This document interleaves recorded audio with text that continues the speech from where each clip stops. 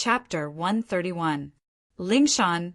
Troubled Huaijuan's reminder reminded Lingshan that the suspect had been missing for a couple of months before being arrested. Captain Yang, you're saying... Lingshan wasn't sure. This case can wait.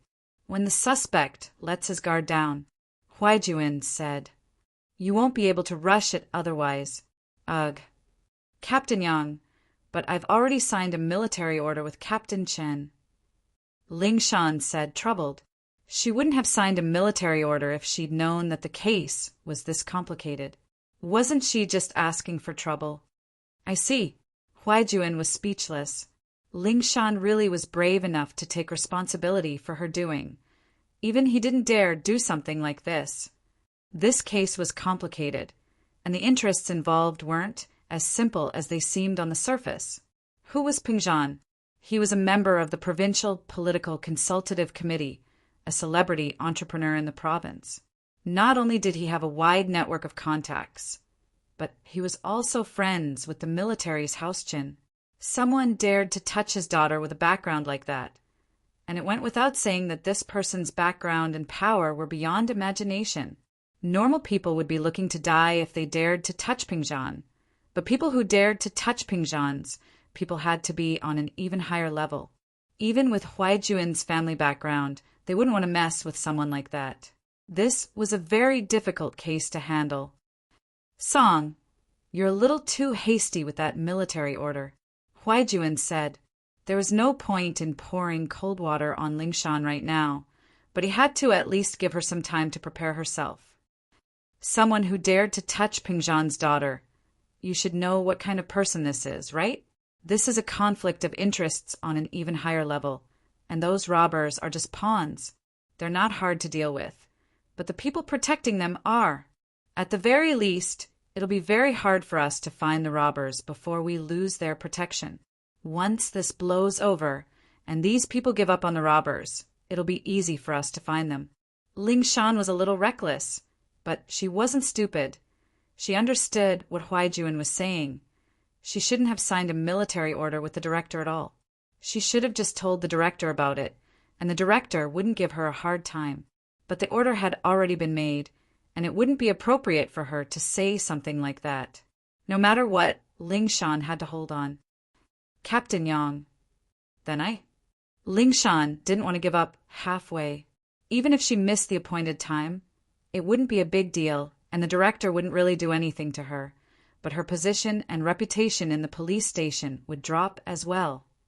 If you really want to solve the case, then listen to me and ask Lin Yi. Maybe there will be unexpected results. Huaijuan gave her a reminder, but it wasn't up to Huaijuan to decide whether or not Lin Yi would help her. Lin Yi, can he help me? Lingshan didn't think much of it the first time, but the second time, she knew that Huaijuan wasn't the type of person to say things he didn't mean. He wouldn't say things he didn't have any evidence to back them up. Maybe. Huaijuan smiled. If he really wants to help you. I understand. Thank you, Captain Yang. Huaijuan's words were very clear, and Lingshan, naturally, didn't want to keep asking. She hung up the phone with a frown on her face. Lin Yi, just who was this person? According to Li Fu, this was a follower hired by Pingzhan to play with the miss, or perhaps a personal bodyguard. The fact that he was able to bring Meng Yao out of the kidnappers without a scratch meant that he had some skills. But would he be able to help Pingzhan solve the case and arrest the kidnappers? And why was Captain Yang trying so hard to get this person? Just what kind of ability did this person have to make Captain Yang take a liking to him? All of a sudden, Lingshan remembered something strange.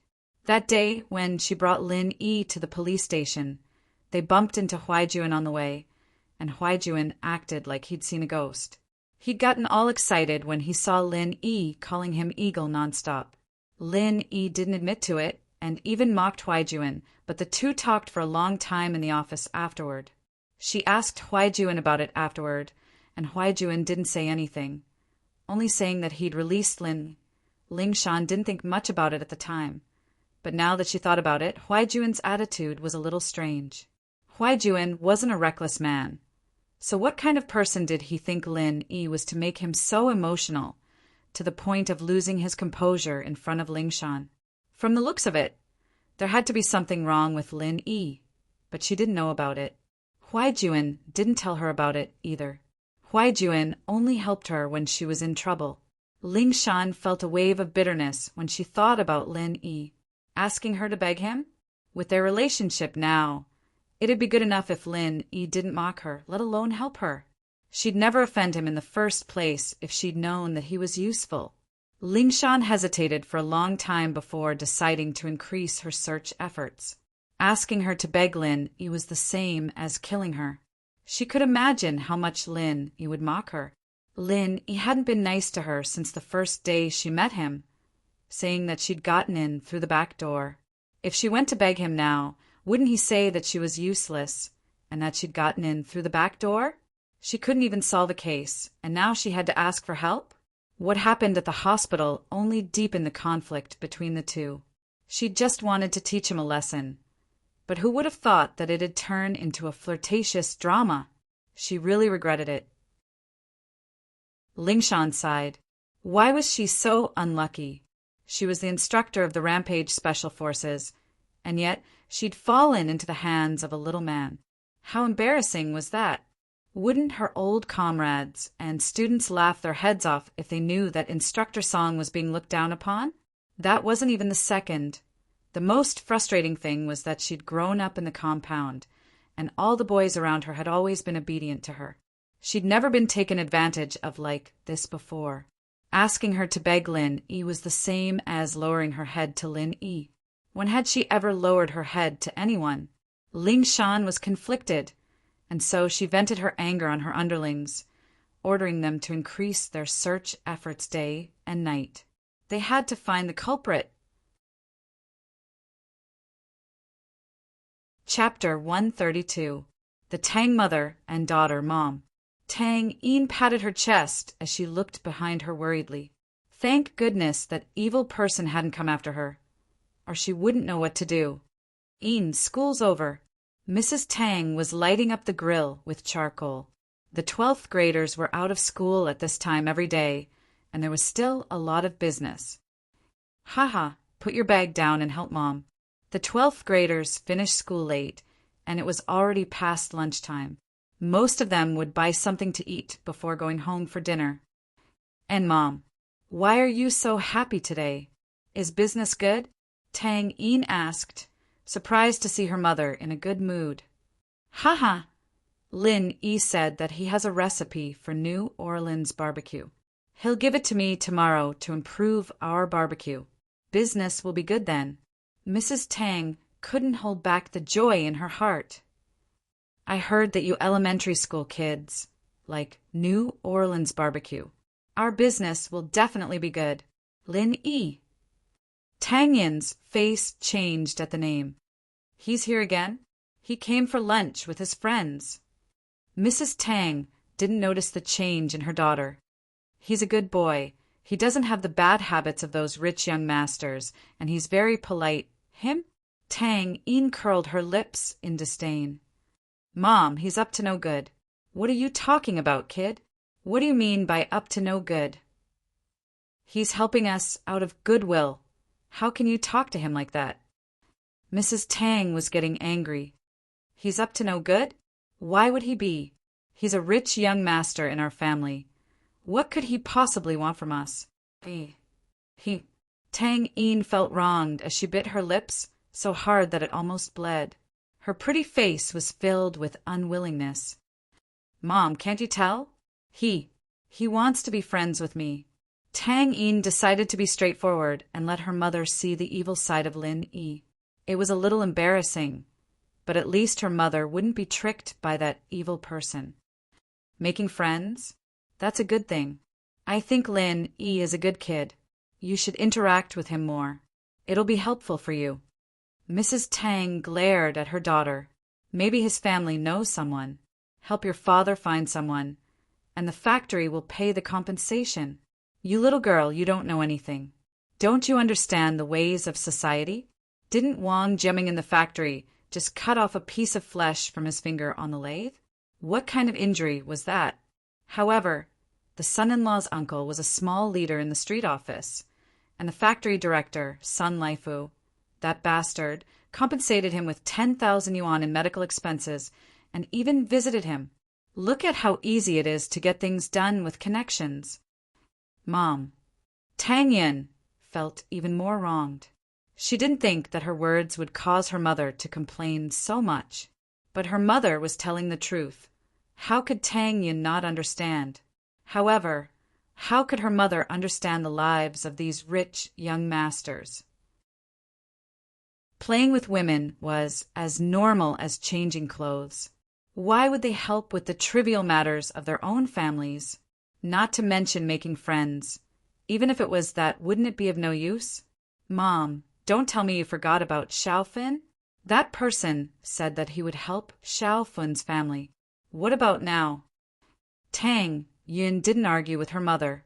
How can that man be compared to Lin Yi? He's far from it. Mrs. Tang snorted. I said that the man had shifty eyes and was just a hooligan. He doesn't know how to show off just because his family has some money. I even told you to stay away from him. Your mother has lived for so many years. I can tell who's good and who's bad. Tang Yin was speechless. It seemed that her mother was tricked by Lin Yi's act. She was actually speaking up for him. You girl, you're stubborn. You're just like me back then.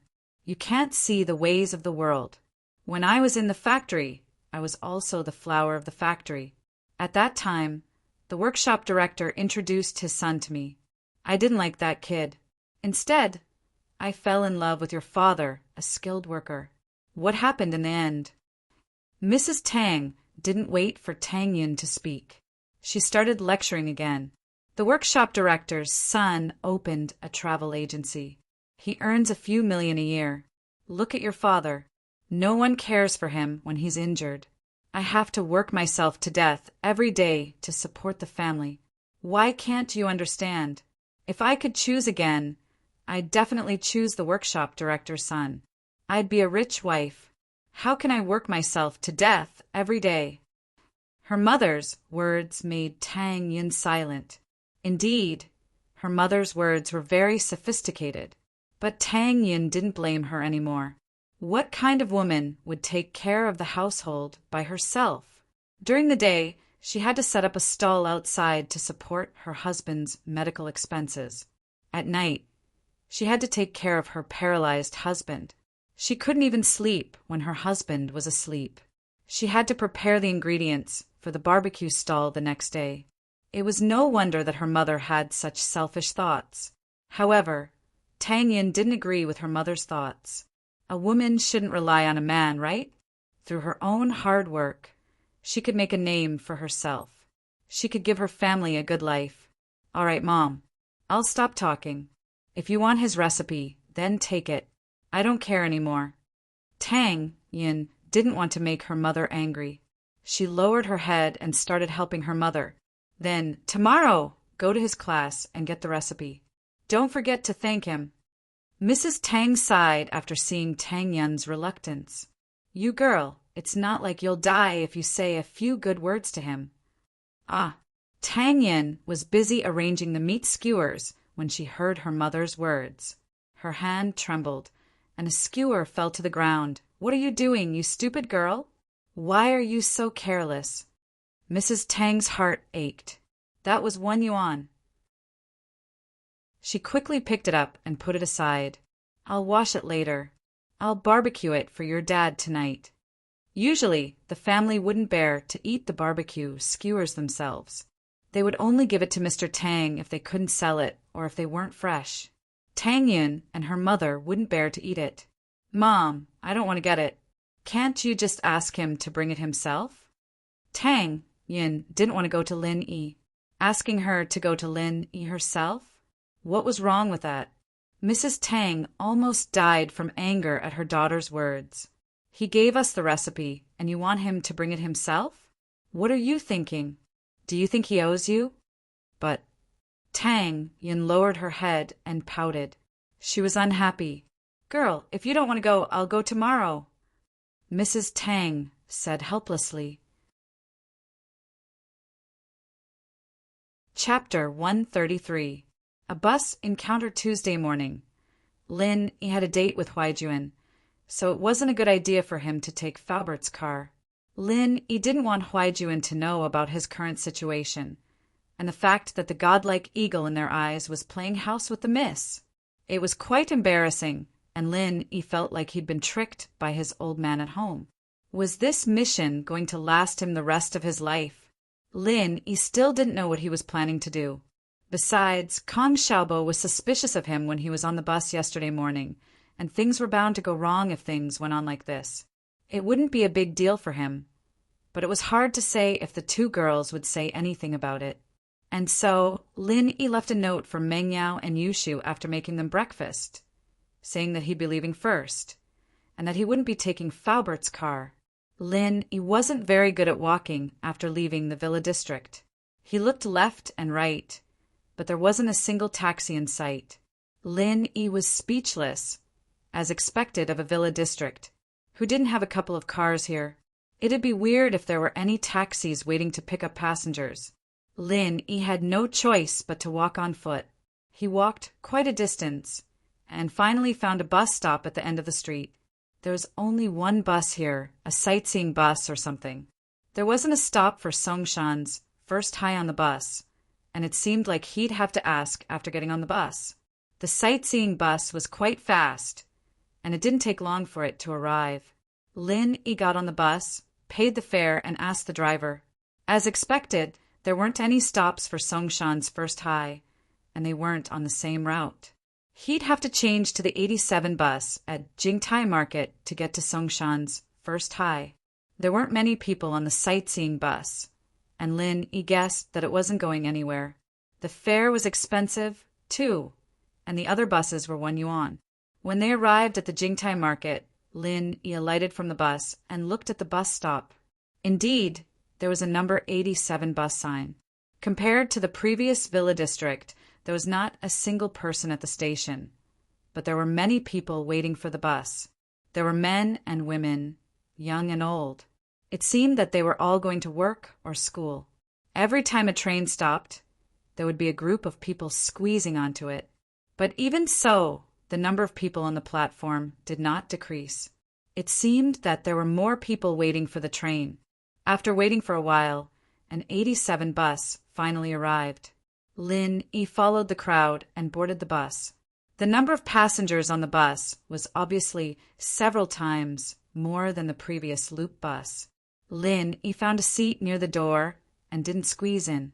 Who knew if there would be more people boarding the bus later? If they couldn't get off the train when they arrived at the station, it would be a bit unlucky. The bus stopped at the slums area. This was one of the old districts that hadn't been renovated yet. Most of the people living here were poor. They all lived in single-story houses. Lin, he looked out of the window and was surprised to see Tang Yun's figure. She was wearing a clean school uniform and a canvas backpack. Her whole body was slender and elegant under the morning sun. Her beautiful black hair had a leaf-shaped hairpin that shone with a rainbow light. It gave off the vibe of a manga girl. It was filled with a strong school style. It made Lin Yi's eyes light up, and he couldn't help but want to get close to her. Tang Yin also wanted to take the 87 bus, but she boarded from the front door.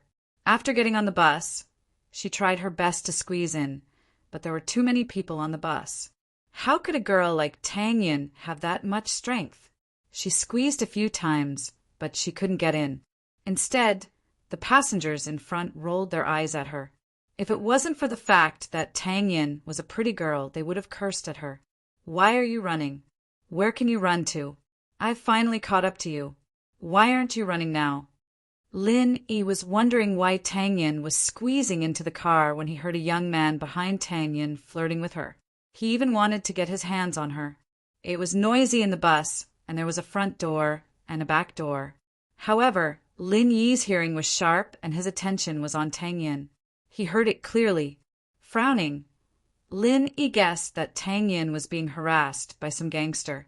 This was an old city, and it was normal to have some young gangsters with nothing to do. Judging from his tone, it wasn't the first or second day that he'd been harassing Tang Yin. Ah, it seemed that even beauties had their troubles. A commoner school beauty might be a joke, but it was completely different from Meng Yao and Yushu. Meng Yao only had to worry about Zhong Pingliang's harassment every day. She didn't have to worry about gangsters harassing her. Tang Yin, on the other hand, was different. She was born pretty, and she was probably being targeted by the unemployed. Since he was here, Lin Yi wouldn't just leave it be. He quickly parted the crowd in front of him, displaying his agility and strength. The people he parted didn't even know what was going on before Lin Yi squeezed through them. At this point, all the passengers had boarded, and the door was about to close. Lin Yi grabbed the gangster behind Tang Yin with his left hand and threw him out of the car without saying a word. Then he let go of his left hand and the door closed. Tang Yin watched in shock as Lin Yi squeezed his way through the bus and threw the gangster off the bus. She didn't know what Lin Yi was doing in this bus. Tang Yin thought that her eyes were playing tricks on her. Why was she seeing this evil person? Didn't people pick him up every day? It wasn't until Lin Yi tossed the gangster off the bus and turned around that Tang Yin was sure that the person in front of her was Lin. Why are you being harassed by people like this? Lin Yi asked. Tang Yin pouted. She didn't know how to answer. Wasn't he asking the obvious? Tang Yin wanted to say, "Why are you harassing me?" But she didn't dare. Lin Yi was scarier than the gangster. What kind of person was he? He could stop the door from closing with one hand and throw people out with the other. No wonder Zhong Pingliang and Zhou Ruoming didn't want to mess with him. This guy was a violent maniac. The people on the bus looked at Lin Yi in horror.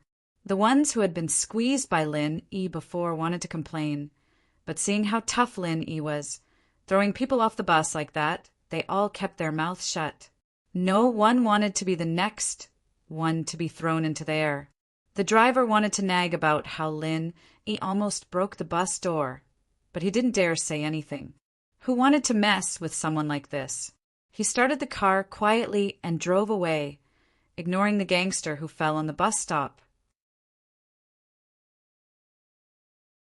Chapter 134. To lose one's head. Fuck, who threw your grandpa out? Do you want to die? I'll F***ck you up. The young man got up from the platform, rubbed his, but that was hurting from the fall, and cursed fiercely at the bus that was going away, causing a group of young and old men on the platform to burst into laughter. Laugh. What are you laughing at? Do you want to die? The young man was embarrassed by the laughter. He turned around and glared at the crowd before leaving. On the bus, Tang Yin ignored Lin Yi, lowering her head and not making a sound. Who knew what she was thinking? Lin Yi stood on the side, letting his imagination run wild as he breathed in Tang Yin's youthful scent. Lin Yi had to admit that Tang Yin was outstanding. She was almost 7 meters tall, taller than Meng Yao and Yushu, and her body was even more well-proportioned. She was comparable to Wang Xinyan on the train, but her temperament was completely different from Xinyan's gentleness. Tang Yin had an unyielding arrogance about her, but for poor girls, the prettier they were and the better their grades were, the more pride they had. From Lin Yi's angle, he could see Tang Yin's smooth black hair, her neck, and the patch of white skin below. He couldn't see the details, but it made her even more alluring. Tang Yin kept her head down, not saying a word. Lin Yi, on the other hand, enjoyed the silence, enjoying the satisfaction of both sight and smell. At the next stop, more people boarded the bus. The morning bus was packed to the brim. Most of the passengers got off the bus at the last few stops. Previously, the number of people on the bus increased as they boarded. The crowd squeezed Tang Yin and Lin Yi even closer, pressing against each other. Tang Yin let out a yelp as her soft chest pressed against Lin Yi's. Lin Yi was secretly pleased at the sudden chest attack, but at the same time, he felt that it wasn't right of him to do so. Tang Yin was pushed over by someone else, but Lin Yi didn't want to take advantage of Tang Yin in a situation like this. He'd be no different from the young man from before. Tang Yin wanted to move her body away, but there were too many people on the bus. She didn't have the strength to squeeze back. Her struggle made it seem like she was rubbing her chest against Lin Yi's body. The weird feeling made her blush. She thought about how unlucky she was today. In order to get rid of the young man who harassed her, Tang Yin went around in circles with him in the slums, causing her to be late. Otherwise, Tang Yin would leave early every day. Although there were no seats on the bus, it wouldn't be this crowded. Today, not only was she almost late for school, but she also coincidentally bumped into Lin Yi on the bus. "Don't move. I'll open up a space for you," Lin Yi said as he put his arm around Tang Yin and moved her towards the window. Tang Yin shuddered as she was embraced by Lin Yi. She wanted to resist, but seeing Lin Yi's clear eyes and his intentions, she couldn't help but shut her mouth. Did he really want to help her? She could only hope that was the case. Tang Yin was protected by Lin Yi to the window. Lin Yi suddenly used his arm to open up a space for Tang Yin, and the two separated. Although Lin Yi was reluctant, he didn't like this way of taking advantage of others. Looking at Tang Yin's unwilling look, she wouldn't feel at ease even if she took advantage of others. The people on the bus could only glare at Lin Yi's actions. The bus was already crowded, and he still wanted to open up a space to please his girlfriend. Wasn't that a bit immoral?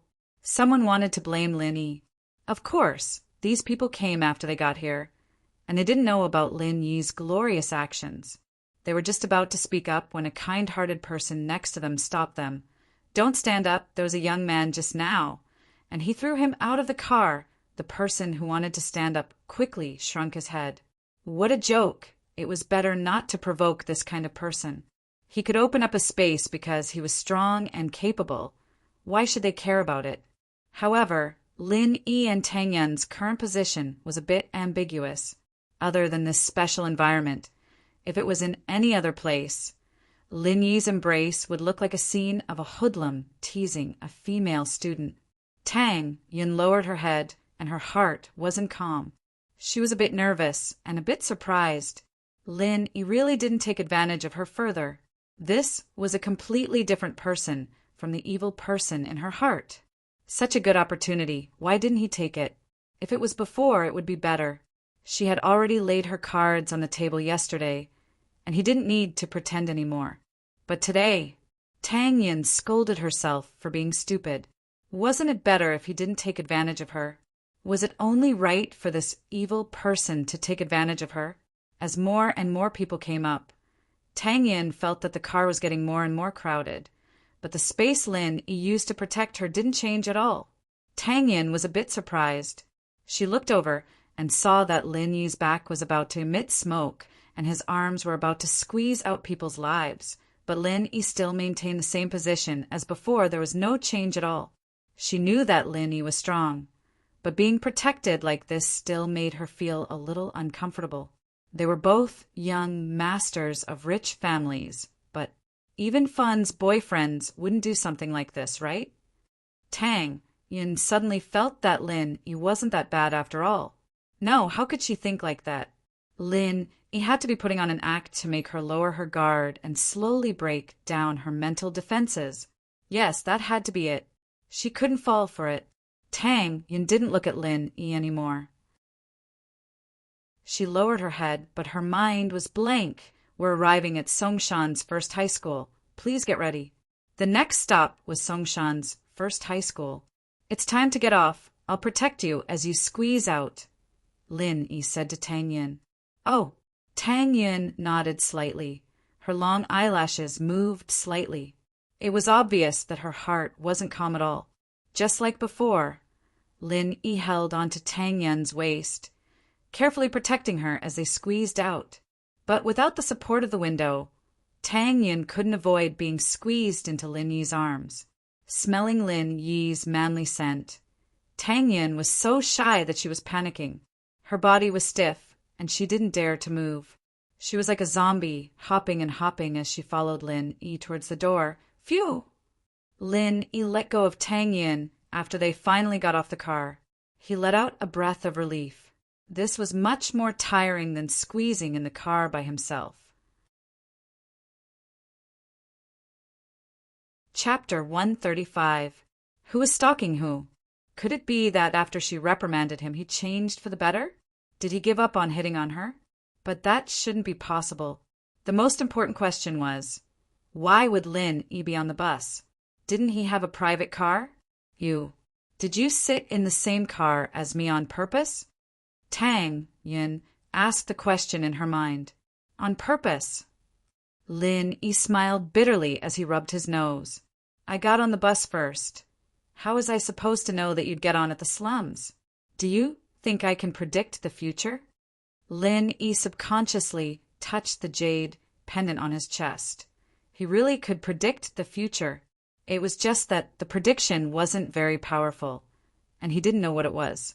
He couldn't read the signal, so he didn't know what it meant. Tang Yun blinked at Lin Yi's response. She was right. She got on the bus after him. How could he be so sure that she'd get on the same bus? Even if he knew that she'd take the 87 bus, there was no way they'd coincidentally bump into each other. Not to mention that she'd been late to get rid of that little gangster. Could it be that Lin Yi had found that little gangster to stall for time so that he could act out a hero saving the damsel in distress? Tang Yin found the thought laughable. She could tell that Lin Yi wasn't someone who would do something like that. He was an arrogant guy, after all, and wouldn't do something like that. That little gangster had been pestering her for a long time, and Lin Yi hadn't transferred yet. It was almost impossible. Oh, Tang Yun nodded, accepting Lin Yi's explanation. The two really did bump into each other by coincidence. Is there anything else? Lin Yi saw Tang Yun standing in front of him.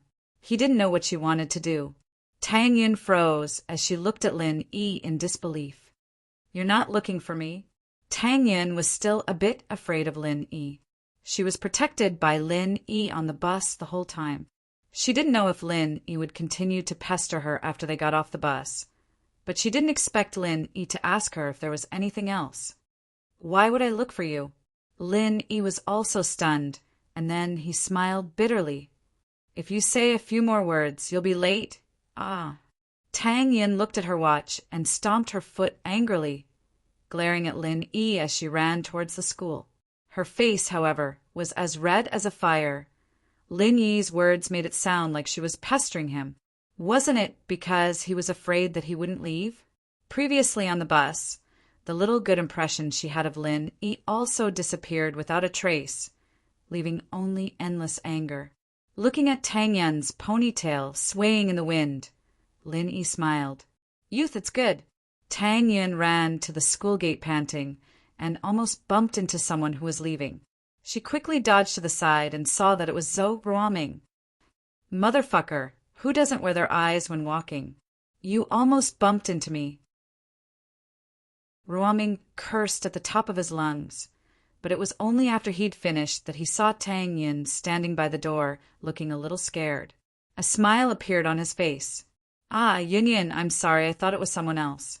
You're welcome to bump into me if I knew it was you. How about we bump into each other? Tang Yun heard Zhou Ruoming's words, and her face darkened. Zhou Ruoming, don't talk nonsense. How, what nonsense? I'm not talking nonsense. Zhou Ruoming had an evil smile on his face. There were usually a lot of people at school, so he wouldn't be too out of line. But now that it was past school time and there were no people at the gate, Zhou Ruoming couldn't hold it in anymore. Yun, have you thought about it? Do you want to be friends with me? You. Get out of the way.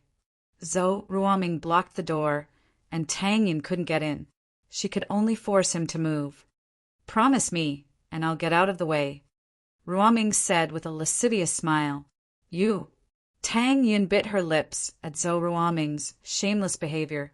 This guy was even more shameless than Lin Yi. If it were Lin Yi, he wouldn't force her like this, would he? The moment she cried or felt wronged, Lin Yi would definitely leave. Or maybe she'd just step on his foot and stop him from moving away. Humph, what's wrong with me? Zhou Ruoming was like an invincible bully in the cosmos, fully displaying his evil nature.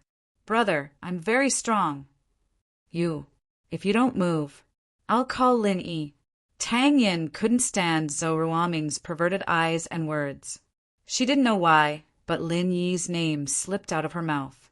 Zhou Ruoming's perverted expression froze when he heard the name Lin Yi. He looked around subconsciously to make sure that Lin Yi wasn't there, and started acting cocky again. He had been planning to get his brother, Zhou Ruoguang, to teach Lin Yi a lesson, but before that he was still afraid of Lin Yi. After all, Lin Yi's slap and the basketball had traumatized him. Fuck! Don't use Lin Yi to scare me. Who do you think he is? Your protector? Zhou Ruoming didn't see Lin Yi and started acting tough again. Where is he? Why don't you call him out? Do you think he's your bodyguard or master?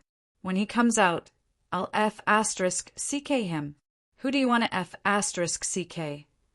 Wang Jifeng was in a good mood after having sex with his mistress. He was patrolling the school when he heard someone yelling, I'll F***CK him, in front of the school gate. He panicked. Wasn't this a slap in the face? Saying such words in front of the dignified academic affairs dean was simply courting death. Zhou Ruoming jumped at the sudden words as well. He turned around and saw Wang Jifeng looking at him with a dark face. He was stunned. It was impossible for him to not be afraid of the dean. Songshan's first school wasn't like the other schools. It was a private school with a strong background. The dean had the power to expel students. Zhou Ruoming didn't want to be expelled. Tang Yin let out a sigh of relief when she saw Wang Jifeng. She didn't know what else Zhou Ruoming would do to her otherwise. Dean Wang. Zhou Ruoming smiled carefully. I wasn't just yelling. It's just that I'm under a lot of pressure from school. I'm just venting. Venting? Why don't you go home and vent with your dad? Wang Jifeng frowned. Although Zhou Ruoming's dad was a big shot, Wang Jifeng didn't care about him. The dean of Songshan's first school was a lucrative position. There were too many people in the society who didn't have a child. It didn't matter how capable your parents were. You still had to have a good relationship with the dean and the principal. Chapter 136. The couple, what are you waiting for? Are you waiting for me to treat you to tea? Jifeng said, giving Zhou Ruoming a shove. He was the dean of a private high school after all. Plus, Songshan's first school had a strong background in the province and was managed by the province. Even the local education bureau couldn't do anything about it. Yes. Zhou Ruoming quickly snuck away. This Jifeng wasn't someone he could mess with. After Zhou Ruoming left, Tang Yin was still standing there, unsure if she should leave with him or not. She didn't dare to leave before Mr. Wang told her to. She stood there cautiously. Haha, Tang Yin, right? Jifeng's serious face turned into a smile. You didn't get bullied, did you? No. Thank you, Dean. Tang Yin shook her head. That's good. If that Zhou Ruoming kid bothers you again, tell me and I'll take care of him. Jifeng said. Let's go, I'll send you to class. You're late. The teacher might scold you if you go in like this. Ah. Tang Yin didn't think that Jifeng would be this nice to her. Was this the same dean who'd scolded her and told her to go to the broadcasting room for a self-reflection? He was afraid that the teacher would scold her for being late and was willing to send her to class. Tang Yin was a top student and the teachers wouldn't scold her if she was late. But with Wang Jifeng escorting her, it was a different story. The teachers wouldn't say anything. They'd just think that the master had something to do with the student, and that was why she was late. Let's go, haha. Jifeng nodded with a smile. She was Lin Yi's girlfriend, after all, and he had to be nice to her. Otherwise, he'd be in big trouble if the kid spilled the beans. Oh, Tang Yin was flattered. It was only a day, but the treatment was completely different. Could it be because of Lin Yi? Was that why the dean was so nice to her? Thinking of this possibility, Tang Yin remembered the scene of Lin Yi and Wang Jifeng chatting happily yesterday. Maybe Tang Yin was a little annoyed. Why was her life so smooth just because she had something to do with him? Could it be that his hard work was not as good as his relationship with the young master? Tang Yin was wrong. If Lin Yi didn't have something on Wang Jifeng, Even if he was introduced by Faubert, Wang Jifeng wouldn't be so careful and wouldn't care about Tang Yun's business. But now he did not dare to ignore it.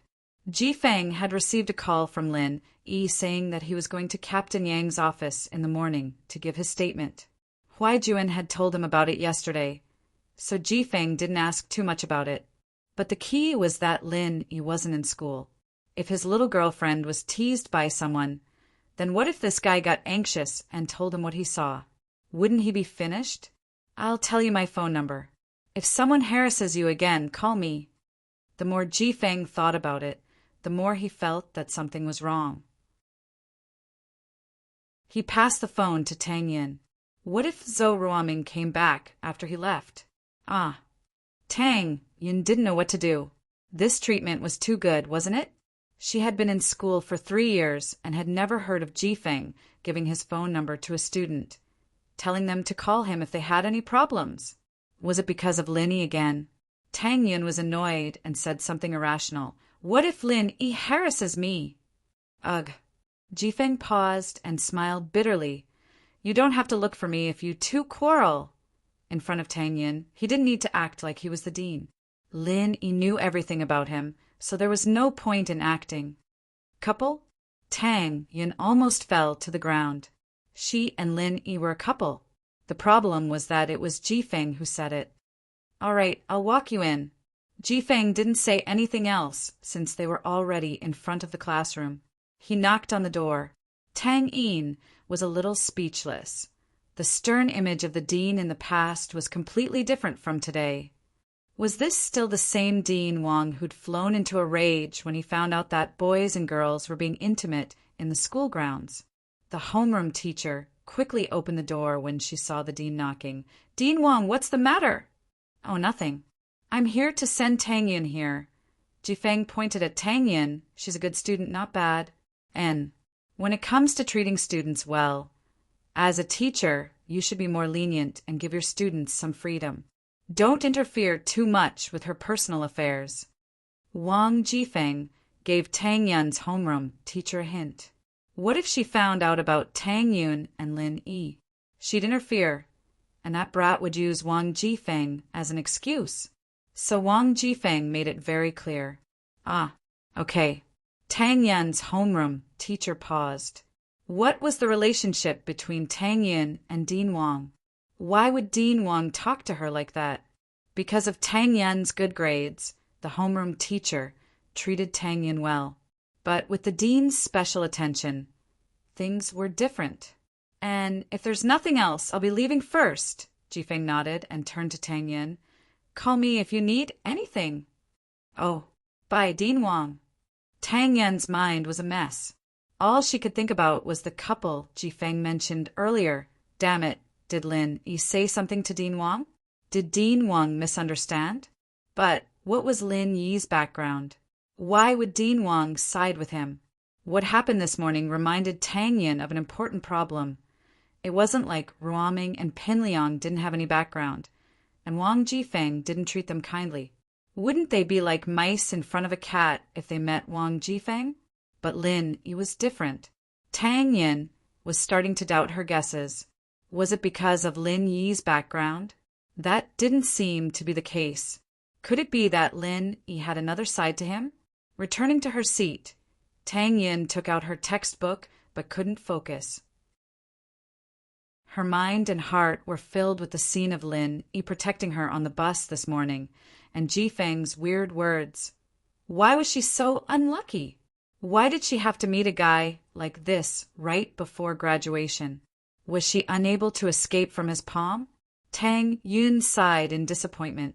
What made her speechless was that even her mother was bewitched by this person. Tang Yin suddenly remembered something important. Her mother told her to ask Lin Yi for the recipe today. She was so nervous and panicked that she forgot about it this morning. When she got off the bus, she was confused by Lin Yi's words and didn't ask for the recipe on the way. Chapter 137. So it's you. Lin Yi pulled out his phone and dialed up Huaijuan as he watched Tang Yin run off. Old Yang, where are you? Lin Yi asked as the call connected. I'm at Wangjia Alley behind Yizhong. I say, Lin Yi, what did you call me? Old Yang? Why does it sound so weird to me? Huaijuan said, you can call me Junzi or Hound, but don't call me Old Yang. Do I look that old to you? All right, I'll call you Junbro then. I'm younger than you outside, so calling me Junzi isn't very appropriate. Lin Yi said, I'm here, at the bus stop in front of Yizhong. I'll be right there. Huaijuan said. A police car stopped in front of Lin Yi a while later, and Huaijuan poked his head out of the window. Get in, Lin Yi. Lin Yi nodded as he got into the passenger seat. Huaijuan started the car up slowly. You don't say. The medicine you gave me is really effective. I don't feel any pain at night after taking it for a day. You think it's a miracle medicine? I'm a god. One day, and it doesn't hurt anymore? Lin Yi smiled bitterly. It's just a psychological effect, I think. A little, but it's much better. I can sleep without the painkillers. Huaijuan said, it's just a little painful. That's more like it. It was for sure that the pain had lessened, or all of Lin Yi's medicine would have been for nothing. But it was bullshit to say that it would be better in a day. Even Lin Yi wouldn't believe it. But why didn't you take the painkillers? I was thinking about holding it out for a bit. Plus, it's not good to keep taking the painkillers, is it? Huaijuan explained. Who told you that? Lin Yi was speechless. There's no side effects. It's just to support you. Fine. It's up to you if you want to hold it out. Fuck. Why didn't you say so earlier? Huaijuan cried out in regret. The pain from last night had lessened a bit, but it was only a tiny bit. Huh. Lin Yi shrugged. I thought that hounds wouldn't be so stupid. You bastard. Huaijuan could only accept his bad luck. Right, did Song come looking for you? Little Song? Lingshan? Lin Yi guessed that the Song Huaijuan was talking about was Lingshan. Why is she looking for me? Isn't it because of the bank robbery? She couldn't find the suspect, and she made a military order to solve the case in 15 days. Huaijuan smiled bitterly.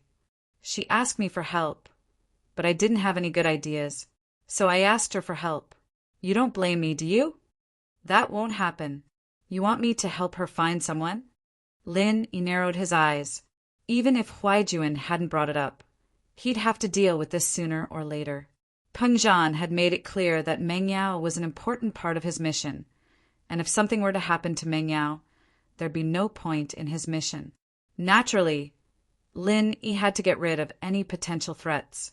It was just a couple of bank robbers. Lin Yi didn't care about them at all. They were just small fries, and he'd leave them to the police. Lin Yi was more concerned about Sihua Bro. Just who was this guy? Everyone in the squad knows that the enemy you've set your sights on won't be able to escape. Pray that the eagle has set its sights on rarely ever escapes. Huaijuan said with a smile.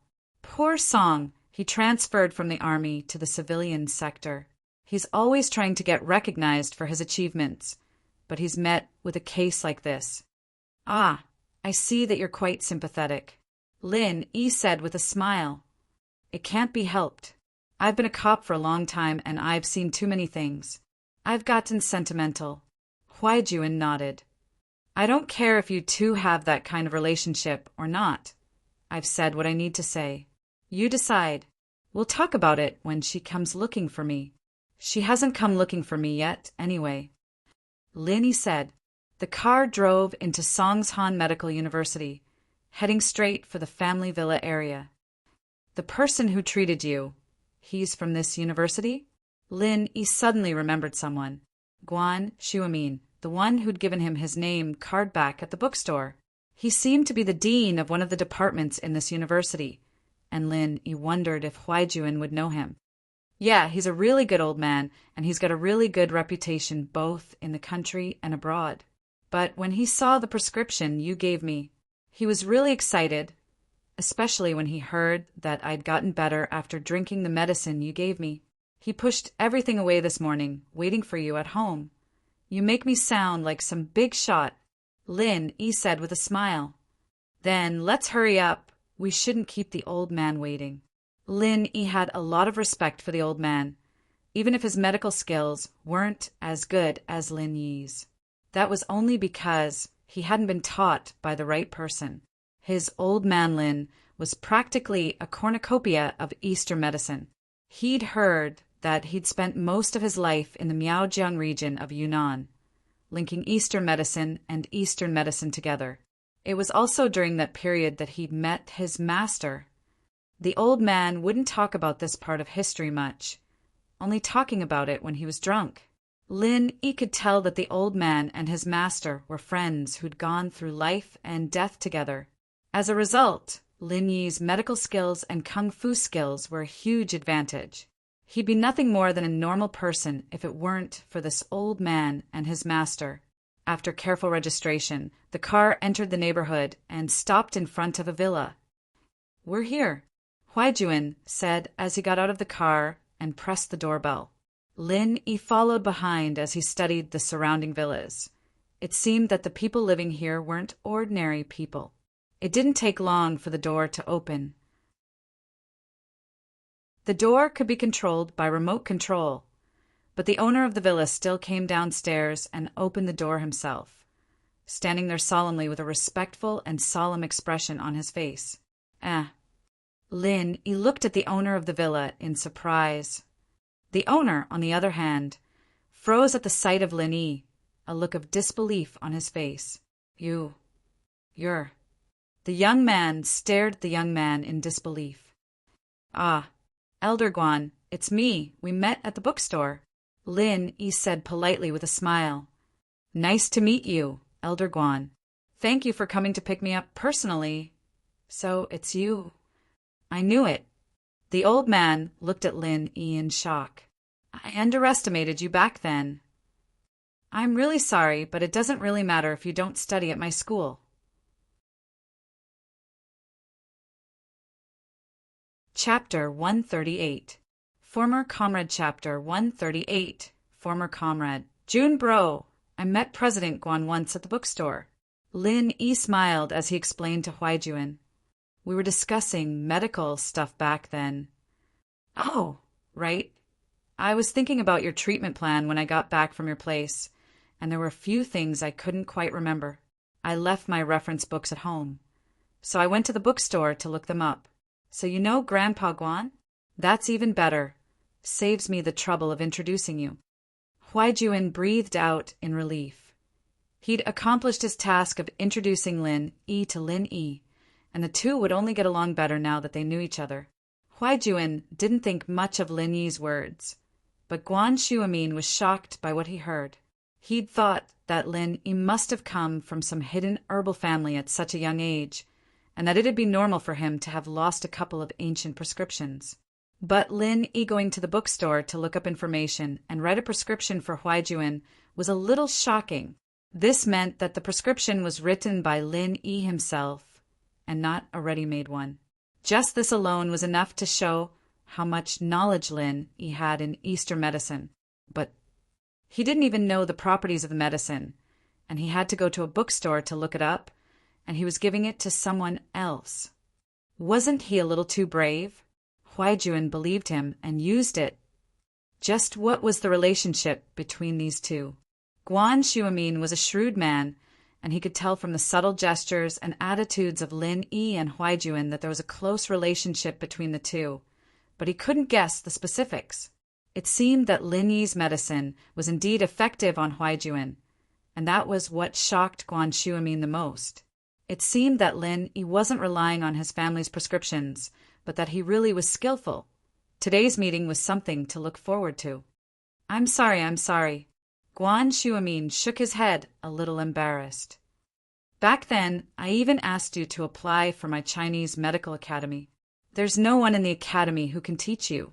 You should be our teacher." "Ha! Director Guan, you must be joking." Lin Yi replied politely. "What I know is just some unorthodox things. After all, my main profession is not studying traditional Chinese medicine." "What? Don't you study Chinese medicine?" Guan Shuamin was even more shocked by Lin Yi's words. He even thought to himself, is this kid trying to show off in front of me? Huaijuan's illness was something that countless specialists couldn't do anything about, and yet you cured him so easily? Isn't Eastern medicine your main profession? However, seeing the sincerity on Lin Yi's face and connecting it to Lin Yi's words in the bookstore that day, Guan Shuamin had no choice but to believe what Lin Yi said. Yeah, I'm a 12th grader right now, Lin Yi said, scratching his head.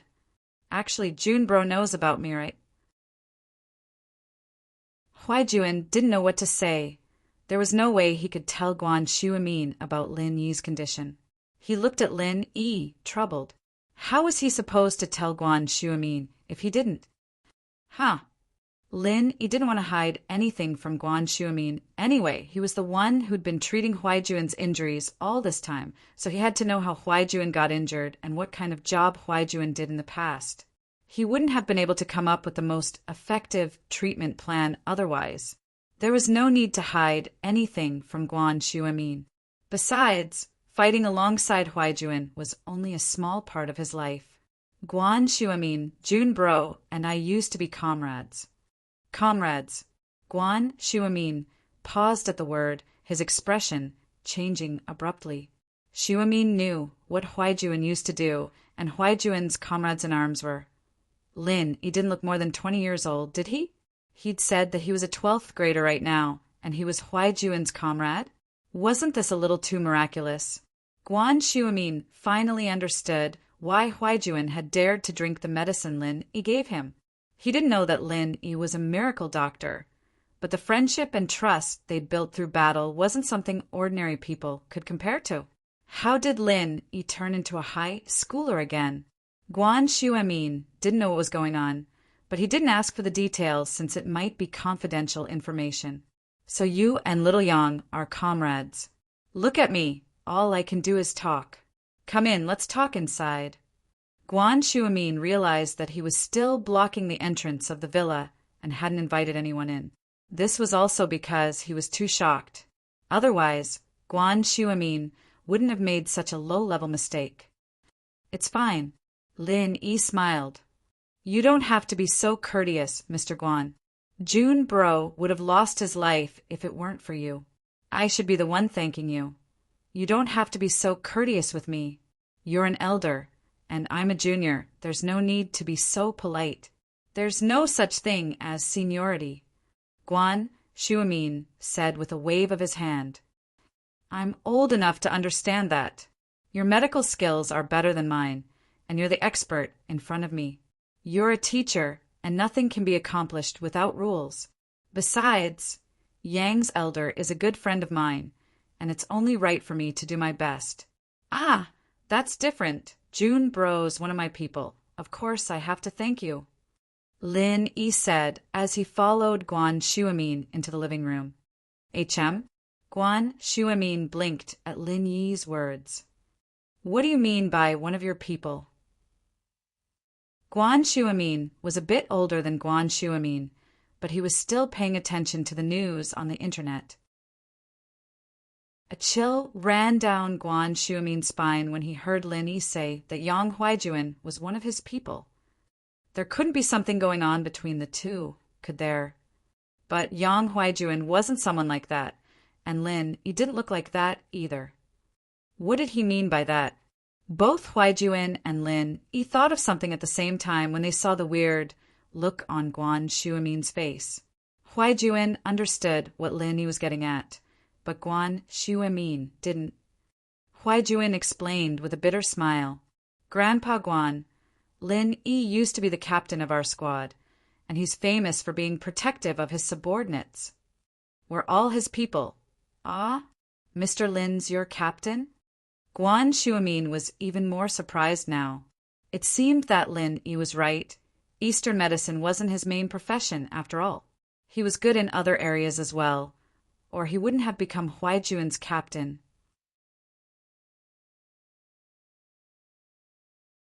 Chapter 139. A shocked Guan Shuamin couldn't help but look at Lin Yi deeply at the thought. He felt a little ashamed of himself for acting like an old man. But then again, medical students were all brave people. It was understandable that Guan Shuimin's thoughts were avant-garde. I did for a while. Lin Yi nodded. Naturally, I'd like to thank you on behalf of my team.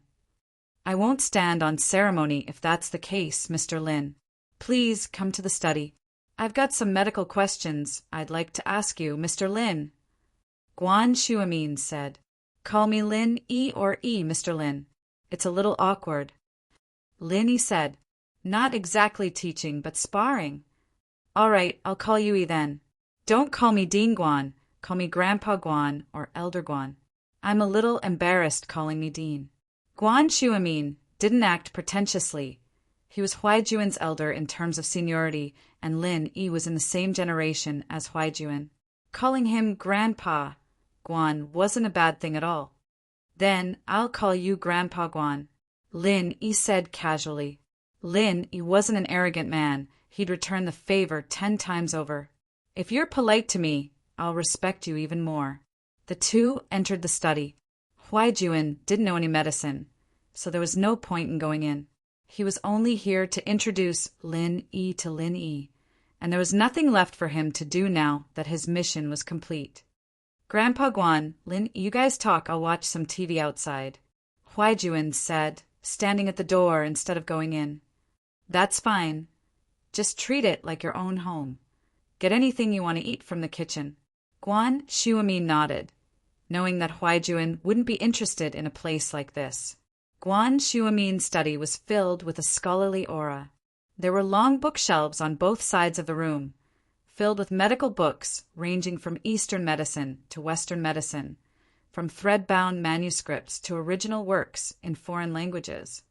I've made a fool of myself, Shuimin said with a smile as he saw Lin Yi looking at the shelves. Most of these books are flashy but useless. It's fine to buy them and look at them, but it's hard to learn anything from them. The Yellow Emperor's canon is fine, though. I read it when I first started. Lin Yi nodded as he pointed at the books on the shelf. The Yellow Emperor's canon of internal medicine is indeed one of the few remaining gems in Chinese medicine. Guan Shuimin nodded. But it's a pity. Pity? Lin Yi asked, confused. Grandpa Guan, what's a pity? It's a pity that out of the 11 medical classics recorded in the annals of Han Dynasty, only the inner canon of the Yellow Emperor remains. Guan Shuimin said regretfully, The inner canon of the Yellow Emperor is already so impressive. I wonder how good the others are. Ah. Lin Yi smiled faintly as he looked at the pained expression on Guan Shuimin's face, not knowing what to say. According to the 7 classics recorded in the Book of Han Iwenji, the Yellow Emperor's canon of internal medicine, Bienkei's canon of internal medicine, Bienkei's canon of internal medicine, Bai's canon of internal medicine, Bai's canon of internal medicine, and side chapters existed alongside the Yellow Emperor's canon of internal medicine. Guan Shuimin didn't notice the look on Lin Yi's face. The glory days of Eastern medicine would have been just around the corner if all of these were still around. What a pity, what a pity. Ah, I've read the Bienkei's canon, Lin Yi said after a moment of hesitation. First of all, he had a good impression of Shuimin, and secondly, the treatment plan for Yang Huaijuan was based on an example from Bienkei's canon of internal medicine. It'd be hard for Lin Yi to explain if Shuimin were to ask about the theory behind it, so he might as well use Bienkei's canon as an excuse. You've read the Bienkei's canon? Guan Shuimin was crestfallen. It was only natural that he'd lost his composure a little. He'd reached the peak of Eastern medicine, and it'd be very, very difficult for him to take another step forward. After all, there were no other books he could refer to, and he couldn't rely on himself to figure things out. He blinked when he heard Lin Yi say that he'd read the Bienkei's canon. It's not a fake. A fake version of Bienkei's canon of internal medicine had appeared before, but it was later proven to be the real Bienkei's canon of internal medicine. Guan Shuimin had also read it. Although the contents were good, It was a bit of a stretch to call it a divine medical book on par with Huang Di's canon of internal medicine. I read some of it from an elder when I was young. Lin nodded. June Bro's condition is quite similar to an example from the Bien K's canon. I'm just extending some of the information from the book, and that's how I came up with the prescription. Lin Yi's words were a way of explaining that the book he'd read wasn't a fake, and Guan Shuamin understood that as well. He'd read the fake copy himself, and there was no mention of Huaijuan's condition. Really? Guan Shuamin was a little excited. Can I take a look? Guan Shuamin smiled bitterly before Lin Yi could say anything. I'm sorry, I lost my composure a little. It's your elders. It's only natural that I wouldn't show it to others. I was being rude. I hope you don't mind. It's nothing. Lin Yi smiled. This elder was naturally his old man. He had brought back a huge pile of rare ancient books from the Miao village in Yunnan. It was said that a trader of the Miao village called Elder Yu had collected them in order to practice his evil arts. In the end, Elder Yu was killed by his Shifu, and Elder Yu's belongings were split between his Shifu and his old man. I'd like to ask Grandpa Guan to take a look if there's a chance. Lin Yi wasn't a stingy man. Shuamin hadn't healed Huaijuan, but Huaijuan would have died if it weren't for him. Huaijuan wouldn't have made it this far, and Lin Yi had always been grateful towards Shuamin. Really? That's great. Guan Shuamin was a little excited, but thinking that Lin Yi was just being courteous, he couldn't just let it slide, could he? Guan Shuamin had heard of the existence of lost medical books in some hidden, traditional Chinese medicine families. However, he had only heard of it and had never seen it before.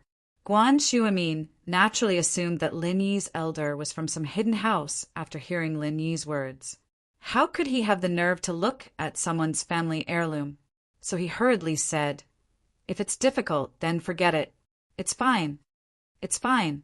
Lin Yi could make the decision, and his old man wouldn't say anything with his Shifu backing him up. I'll bring it back with me the next time I go home. How can I? Guan Shuamin jumped in fright. How could he just take something like that around? What if he lost it? Even if it was a photocopy, it couldn't be passed around. If it's convenient, I'll go with you. Chapter 140. Greetings as a teacher. Chapter 140. Greetings as a teacher. Guan and Lin Yi moved on to the topic of traditional Chinese medicine. There had been a few academic problems he'd stumbled upon, and he'd asked Lin Yi just to give it a try. But Lin Yi's answers had been an eye-opener for him, and he'd realized that he'd been a frog at the bottom of a well. Lin Yi hadn't answered many of his questions directly, but they'd been enough to enlighten Guan Shuamin. Guan Shuamin was grateful, and he admired Lin Yi even more. It looked like Lin Yi's answers were just like a sparring session.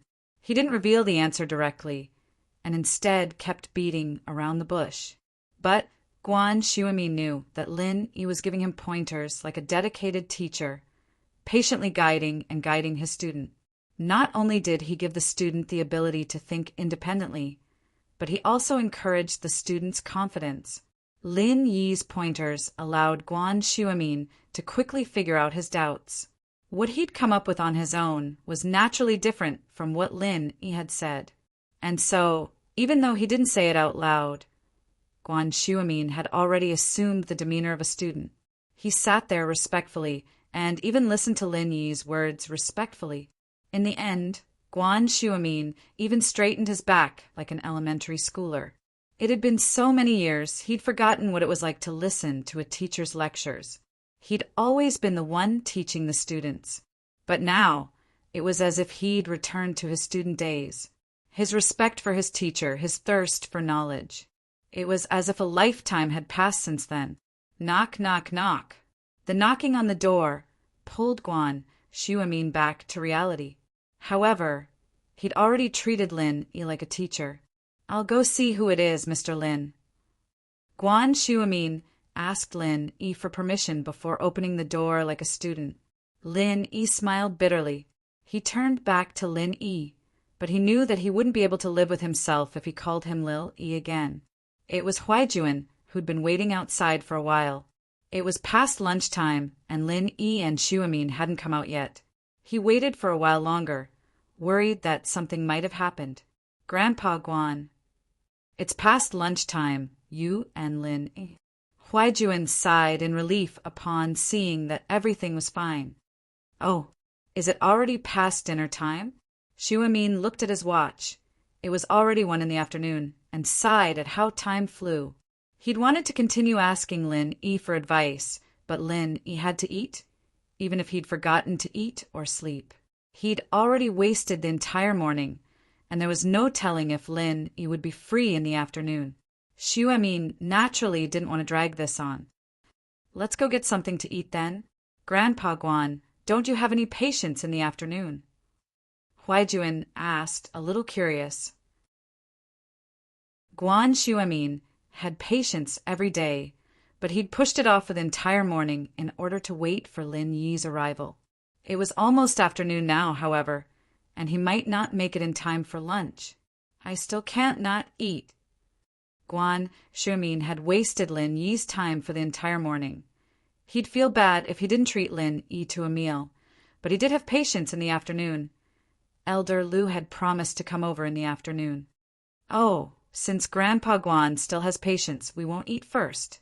Brother June and I will go out and eat something, Lin Yi suggested, noticing Guan Shuamin's awkwardness.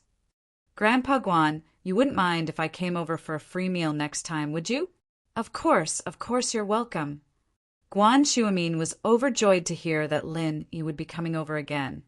He knew that Lin Yi was saying it on purpose. I'll have my granddaughter make some dishes the next time I come. Yang's tried them before. They're just as good as the ones at the big restaurants. Of course. I'll be looking forward to it then. Lin Yi nodded before heading downstairs with Huaijuan. Guan Shuamin was about to send them off when Lin Yi stopped him. Grandpa Guan, I won't come over next time if you keep being so polite to me. All right, I won't be sending you off then. Guan Shuamin knew that Lin Yi was joking, but he still stopped in his tracks. A black Audi A8L stopped in front of the villa just as they were getting into the car. Ah, Lin Yi saw a few familiar faces in the rearview mirror. Wasn't that the old man and his son and daughter-in-law he'd met on the business street the other day? Were they here for Guan Shuamin as well? Lin Yi, however, had no intention of going over to greet them. The old man was a nice person, but his daughter-in-law was too weak, and his son was a good-for-nothing, always acting like a yes-man in front of his wife. Lin Yi would have looked down on the old man if it weren't for the fact that he still managed to explode at the end. You know them? Huaijuan asked as he watched Lin Yi looking at the people behind them through the rearview mirror. Nope, only met them once. You know them? Lin Yi didn't talk about what happened on the business street. There wasn't much to say. I've only met them once, too. House Lu from Yanjing, it's a big family. The old man's called Lu Jinhu, and the middle-aged man with him's called Lu Tianyi, a high-ranking official in Yanjing. That woman's his wife, and they're from a big family as well. Huaijuan didn't want to hide anything from Lin Yi. House Lu has a lot of connections in both the business and political circles. Is that so? Lin Yi smiled faintly. No wonder that woman was so cocky that day on the business street, talking about the mayor and firing the health director. What about House Yang? My family's a little weaker than House Lu's, since they're from Yanjing and Lu Tianyi's a real power. Huaijuan said. My old man retired a few years ago, and there's not much power left in the family. We only have some influence in the military. They wanted me to train in the special forces for a couple of years, accumulate some merits, and get promoted smoothly, but who knew? Lin Yi nodded. Huaijuan's words didn't change the fact that Huaijuan's family was a lot stronger than the regular families, but still a little weaker than the top families. Take me back to school, you find a place to eat. Lin Yi said as he looked at the time, he'd be able to make it back to school in time for his first class in the afternoon. You're not eating? Huaijuan asked, confused. I wasn't really hungry. I ate too much this morning. I'll just have a bite at school, Lin Yi said. Chapter 141. A little bit if the Lius knew that they'd be able to see the person they'd been looking for so long if they'd come a few minutes earlier. Wouldn't they regret it? But there was no medicine for regret in life. The Lius hadn't realized anything at the moment, having brushed shoulders with Dr. Hayashi Lin. Well, part of the reason Lin Yi wanted to be friends with Xu Min was to thank him. There was also a reason behind it. He hadn't thought that much about Dr. Kong before. But Kong Xiaobo's words yesterday made Lin Yi's heart jump with excitement. Selling medicine was a lucrative business, after all. Lin Yi had quite a lot of prescriptions in his hands. But Lin Yi didn't have the time to do that right now. Lin Yi was all by himself, and it'd be hard for him to do business without a partner. In fact, Lin Yi's best partner would be Peng Zhan. Peng Zhan Industries had quite a reputation in the country. It was just that there were some internal problems that Peng Zhan himself hadn't dealt with yet, and Lin Yi didn't want to work with a company like that. It wouldn't be good for either of them if the prescriptions were to be leaked.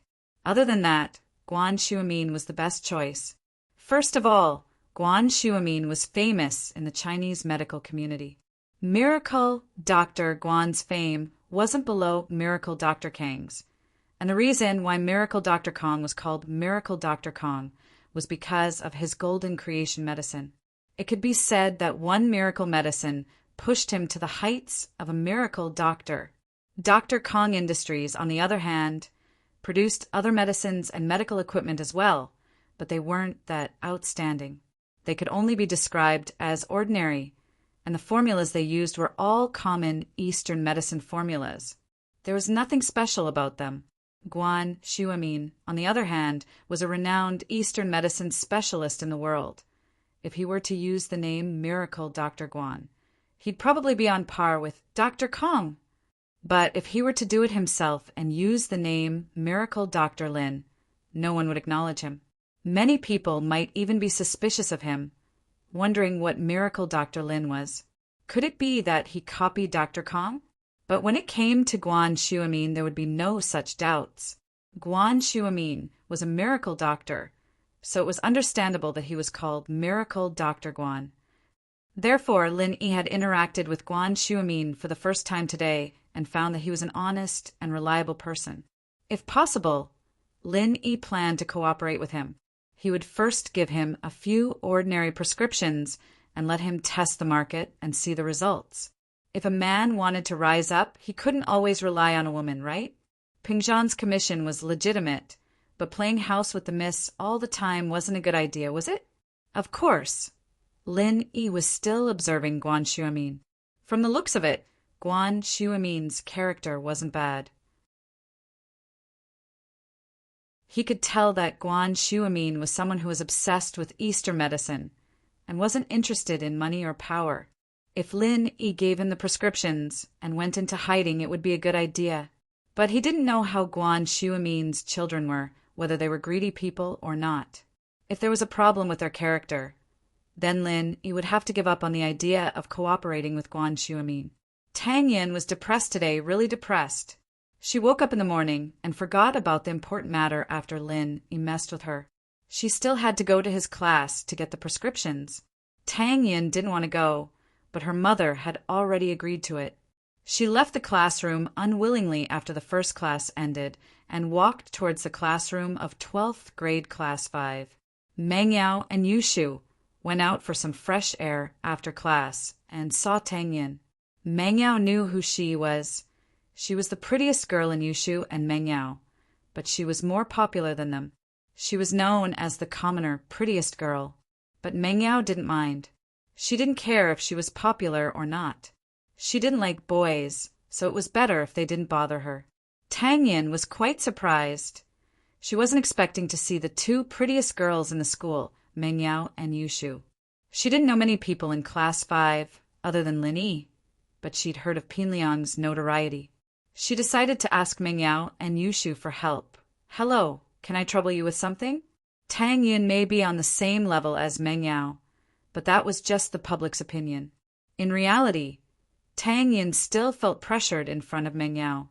Meng Yao was a princess-like existence, and she was just a poor girl who looked slightly better. Oh, what is it? As for Tang Yin, Meng Yao actually had a good impression of her. They were both beauties, after all. Meng Yao herself was already very beautiful, so she wouldn't do something crazy like being jealous of someone else's beauty. Tang Yin was a beautiful girl. Tang Yin let out a sigh of relief when Meng Yao answered her politely. Meng Yao wasn't as high and mighty as the rumors made her out to be. Can you help me look for your classes, Lin? Tang Yin gritted her teeth and said Lin Yi's name. She was a girl, but she was going to another class to look for a boy. It was a little awkward. Lin Yi. Meng Yao looked at the shy Tang Yin. She didn't know why, but she felt uncomfortable. What was her relationship with Lin Yi? How did Lin Yi hook up with the common school beauty, Tang Yin, after only coming to school for a few days? Lingshan, the tall girl from the business district, wasn't that enough? Why did he add another Tang Yin? In fact, Meng Yao misunderstood. Tang Yin's shyness wasn't the kind of shyness she was imagining. It was more like anger. Tang Yin quickly nodded when she heard Meng Yao's question. I don't know him. Meng Yao didn't know what was wrong with her.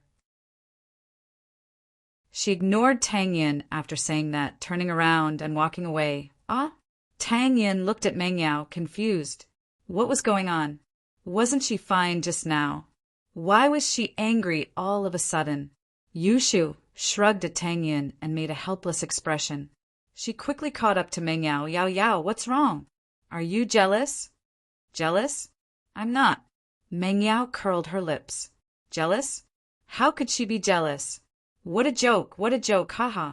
But she did feel bad. It was like someone else was coveting something that belonged to her. Hee Yao Yao, are you starting to like Shield Bro? Yushu whispered. I'm not, Meng Yao said firmly. Just a little bit? Did you? Yushu continued. No, Shu, why are you so nosy? Meng Yao panicked. I'm going to ignore you if you keep talking.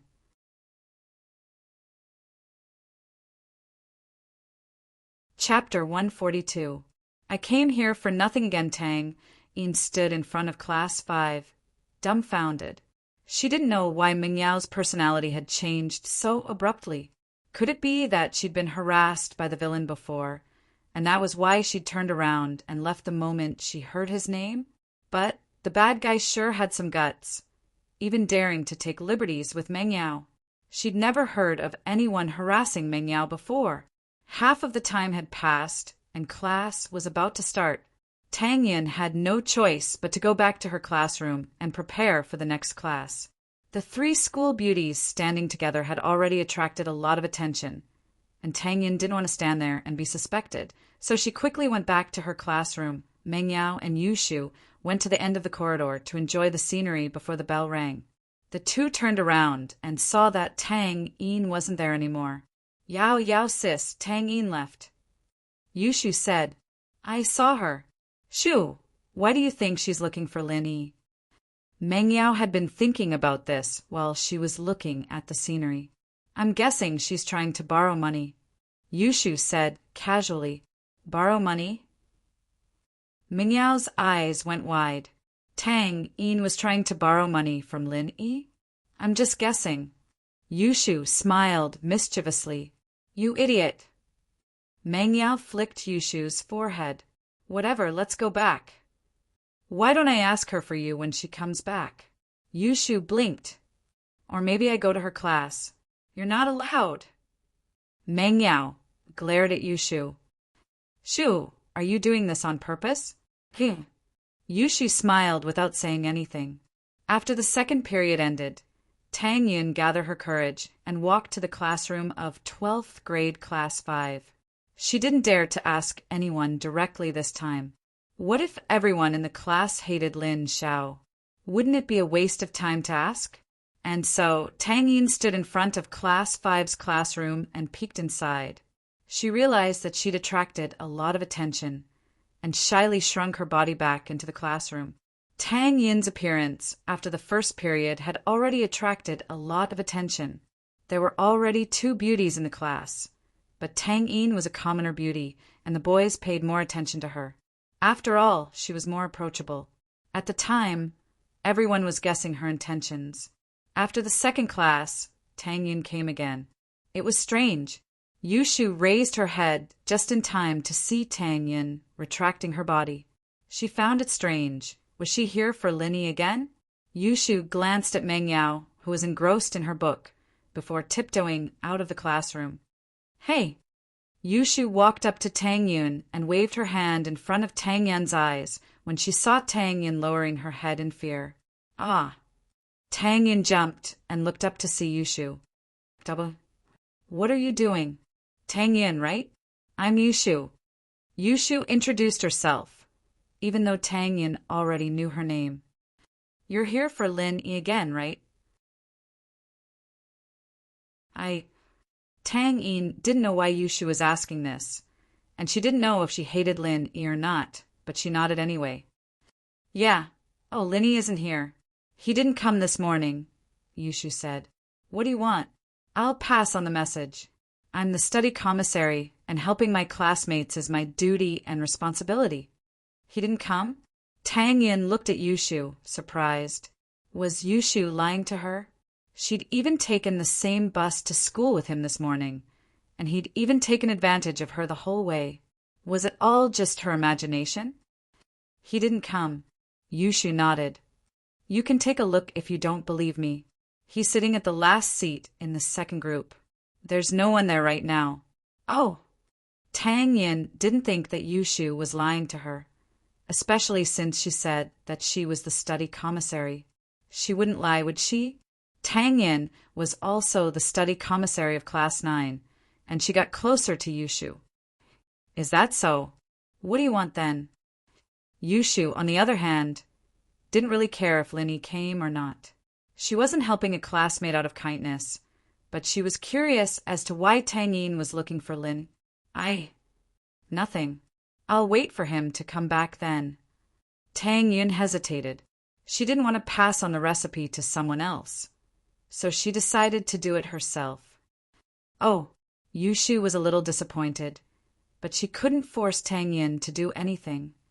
Come back in the afternoon, then. Yeah, thanks. Tang Yin turned back to class, disappointed. She'd been here twice, and Lin, he wasn't even here. He didn't even come to school. What was this guy doing? Didn't she get off the bus with him? Yushu went back to the classroom to find Meng Yao staring at her with a sharp gaze. Meng Yao had already put down her book. Yushu was a little scared. Yao, why are you looking at me like that? Shu, where did you go? Meng Yao raised her head and realized that Yushu was gone. She followed the gaze of her classmates and realized that Yushu was talking to Tang Yin at the door. She was pissed. Didn't I tell you not to talk to her? Why didn't you listen? If Linny found out, he'd think that I cared about her a lot, but thinking was just thinking. Meng Yao still wanted to know what Yushu had found out. The slippery Shu wouldn't be able to answer properly if she asked her nicely. Meng Yao pretended to be angry, and as expected, Yushu spilled the beans. I just asked her why she was looking for Shield Bro. Yushu pouted, but she wouldn't tell me, so I could only tell her that Shield Bro wasn't here and tell her to come back in the afternoon. Oh! Meng Yao nodded. I don't know what this guy's been doing. He just left a note this morning. What kind of attitude is that? My dad hired him for nothing. He's just skipping work. Yao. I remember that you wanted him to stay away from you. Why'd you change your mind so quickly? Yushu asked mischievously. Yeah. It's not easy for Dad to make money. I have to pay him enough, right? Meng Yao mumbled as she came up with a lousy excuse. She didn't really believe it herself, but she couldn't admit that she didn't hate Lin Yi that much. I see. I'll talk to Shield Bro and ask him to be more professional. Yushu nodded as if she believed her.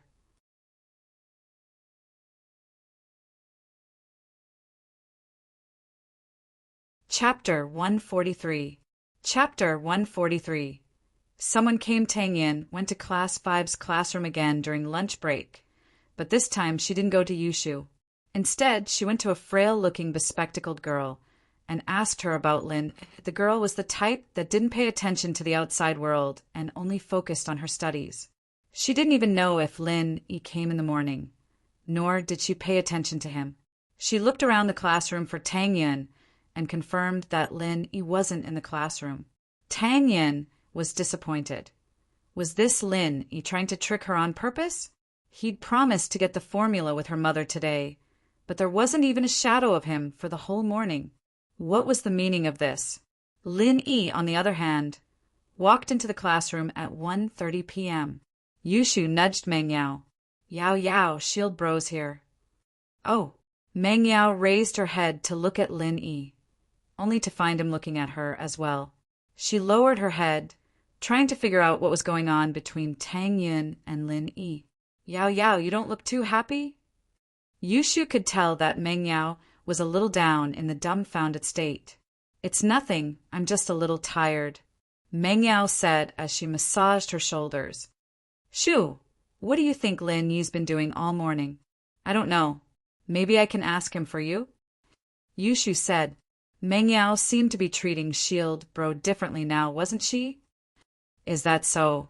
Then, go ahead and ask. Meng Yao hesitated for a moment before agreeing to Yushu's suggestion. Oh, should I ask Tang Yin why she's looking for him? Yushu said as she took out her phone. Lin Yi didn't have hands before, so Yushu could only send him a note. Now that Lin Yi had a phone, he didn't need to use such a primitive method anymore. About that, Meng Yao was about to ask why he was asking about that, but for some reason she closed her mouth. Whatever you want, haha. Yushu started typing a message on her phone before selecting Lin Yi's number and pressing send. There's a girl in the village called Xiaofang. She's beautiful and kind. A melodious ringtone sounded, but this song was a little too old. Class was about to start, and the classroom was quiet, so the ringtone seemed a little abrupt. Everyone immediately turned their heads in the direction of the ringtone. Lin Yi was a little awkward. He'd set his phone to the standard ringtone, afraid that Huaijuan wouldn't pick up his call. He'd forgotten to turn it back to vibrate when he got back to school. He quickly took out his phone and pressed it. Fortunately, it was just a short message. Most of the people turned their heads away after a quick glance. Meng Yao smiled, knowing that it was Yushu's doing. Yushu, on the other hand, stuck her tongue out at Lin Yi. Who told you not to turn your phone to vibrate? Lin Yi looked at his phone and saw that it was a message from Yushu. Yao asked me to ask you what you did this morning. Lin Yi shook his head with a smile. The miss was quite curious, wasn't this Yushu? Wasn't she trying to sabotage Meng Yao? Lin Yi could tell what Meng Yao was thinking. As far as Lin Yi could see, the miss was the type of person who looked cool on the outside but had a passionate heart. She looked like he owed her a few million, but at least she cared about him sometimes. This employer wasn't too bad. Meng Yao must have wanted to ask him what he'd been up to in the morning, but was too embarrassed to ask Yushu, so she let Yushu do the asking. But then Yushu saw right through Meng Yao. Lin Yi typed a message in a playful mood. I went to the police station this morning. It's about Xiao He. But the message wasn't to Yushu but to Meng Yao. Yushu sent the message and Lin Yi received it. Meng Yao stared at Yushu's phone, her eyes glued to it. Yushu's phone didn't ring at all, but her own phone vibrated. Meng Yao took out her phone curiously and saw that it was a message. She thought that it was some kind of spam, a scammer, but her face darkened the moment she opened it.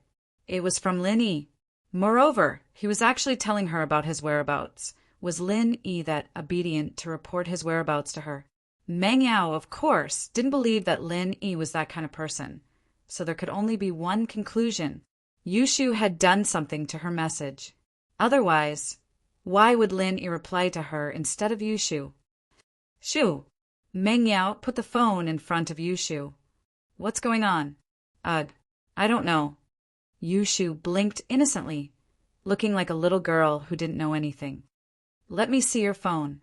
Meng Yao didn't ask Yushu anymore. She'd played with Yushu since they were kids, and she knew what kind of person Yushu was. My phone? What's there to see? Yushu pretended like she didn't understand. Didn't we buy it together? Did you forget? The two of us went shopping once, and there was an activity in a mobile business hall. The poster was Fishman Tooth's very pure, very ambiguous prequel. The two of us felt that it was quite fun, so we went in. Then we participated in a free mobile phone activity. Shoo! Meng Yao glared at Lin Yi angrily. Don't change the subject. Give me your phone. Oh. Yushu was actually quite afraid of Meng Yao. Yushu didn't dare mess around anymore when Meng Yao was angry. She handed the phone over obediently. Meng Yao snatched it over and found the message Yushu had just sent. She was pissed. Shoo, why did you send it to me? Didn't you tell me to ask? Yushu said innocently. You. Meng Yao didn't know what to say. She was the one who told her to ask, but who asked like that? Wait, didn't she say do whatever you want? Shoo, when did I tell you to ask that? I said do whatever you want. Meng Yao said angrily. Aren't you using a chicken feather as a token of authority? Oh, then I'll text Shield Bro back and explain it to him. I'll say it's my own decision, and it has nothing to do with you. Yushu said.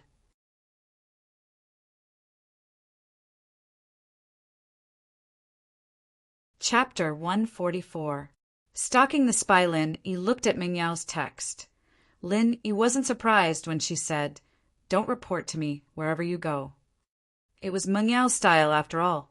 It wasn't unusual at all. But the last sentence, but be careful of flirting with other girls, they're already knocking on your door, was a little strange.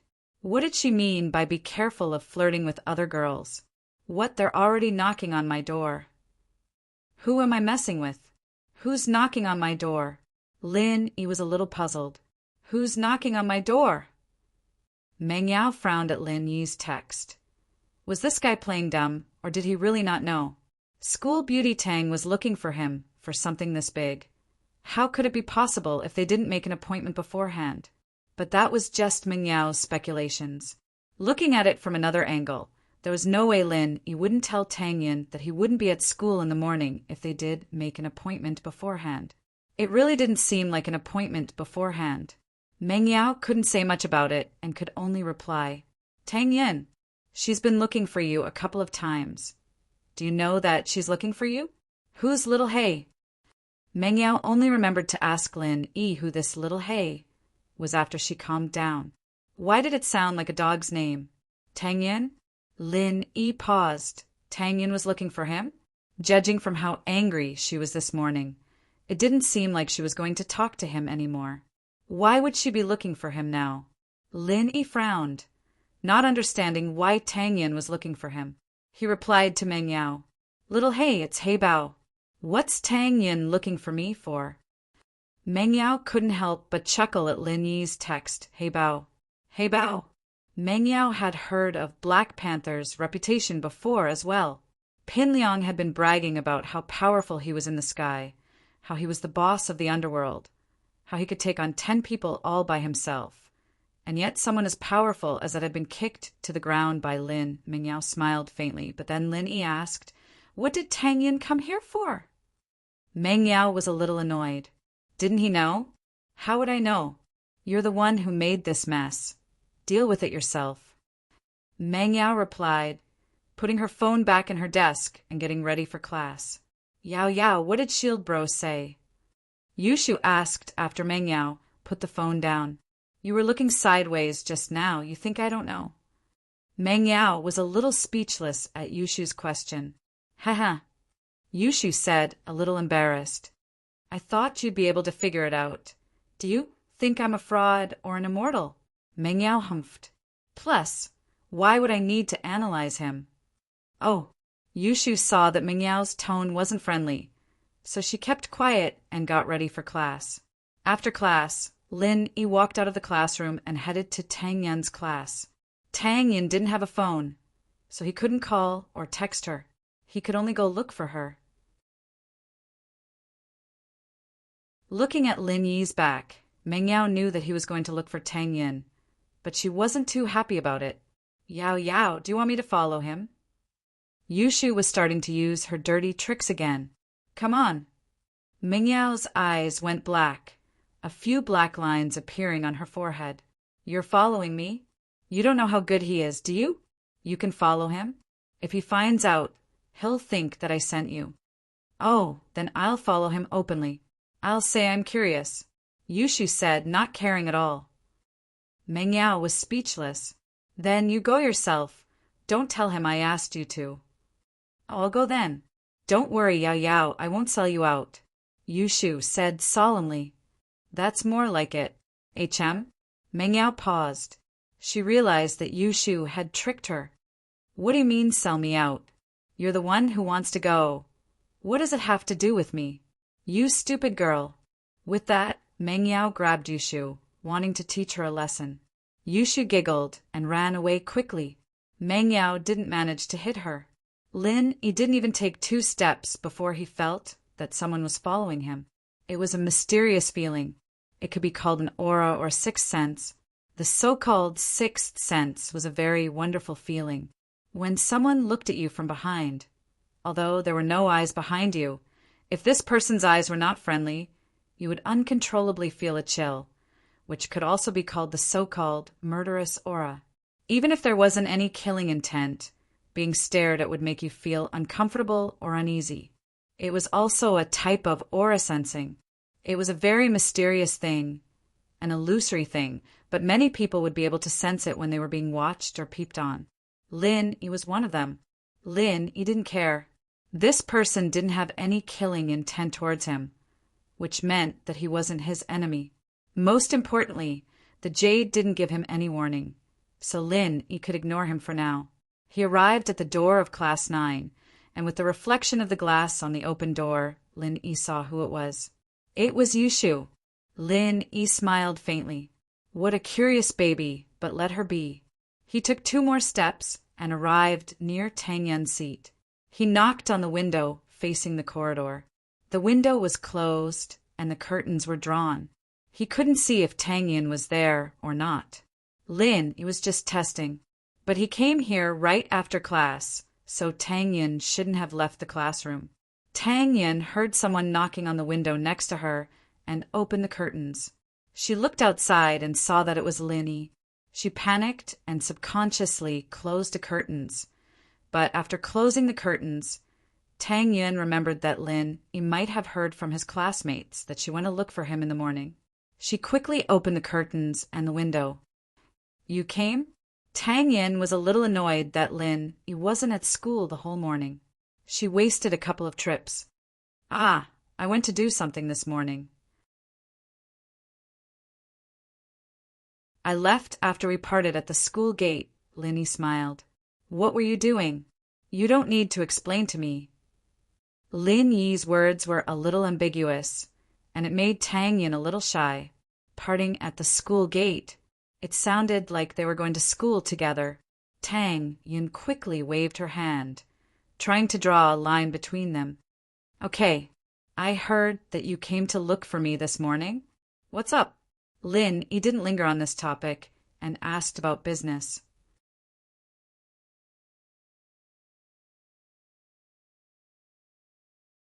Chapter 145. Chapter 145. Best friend. What did you say to my mom yesterday?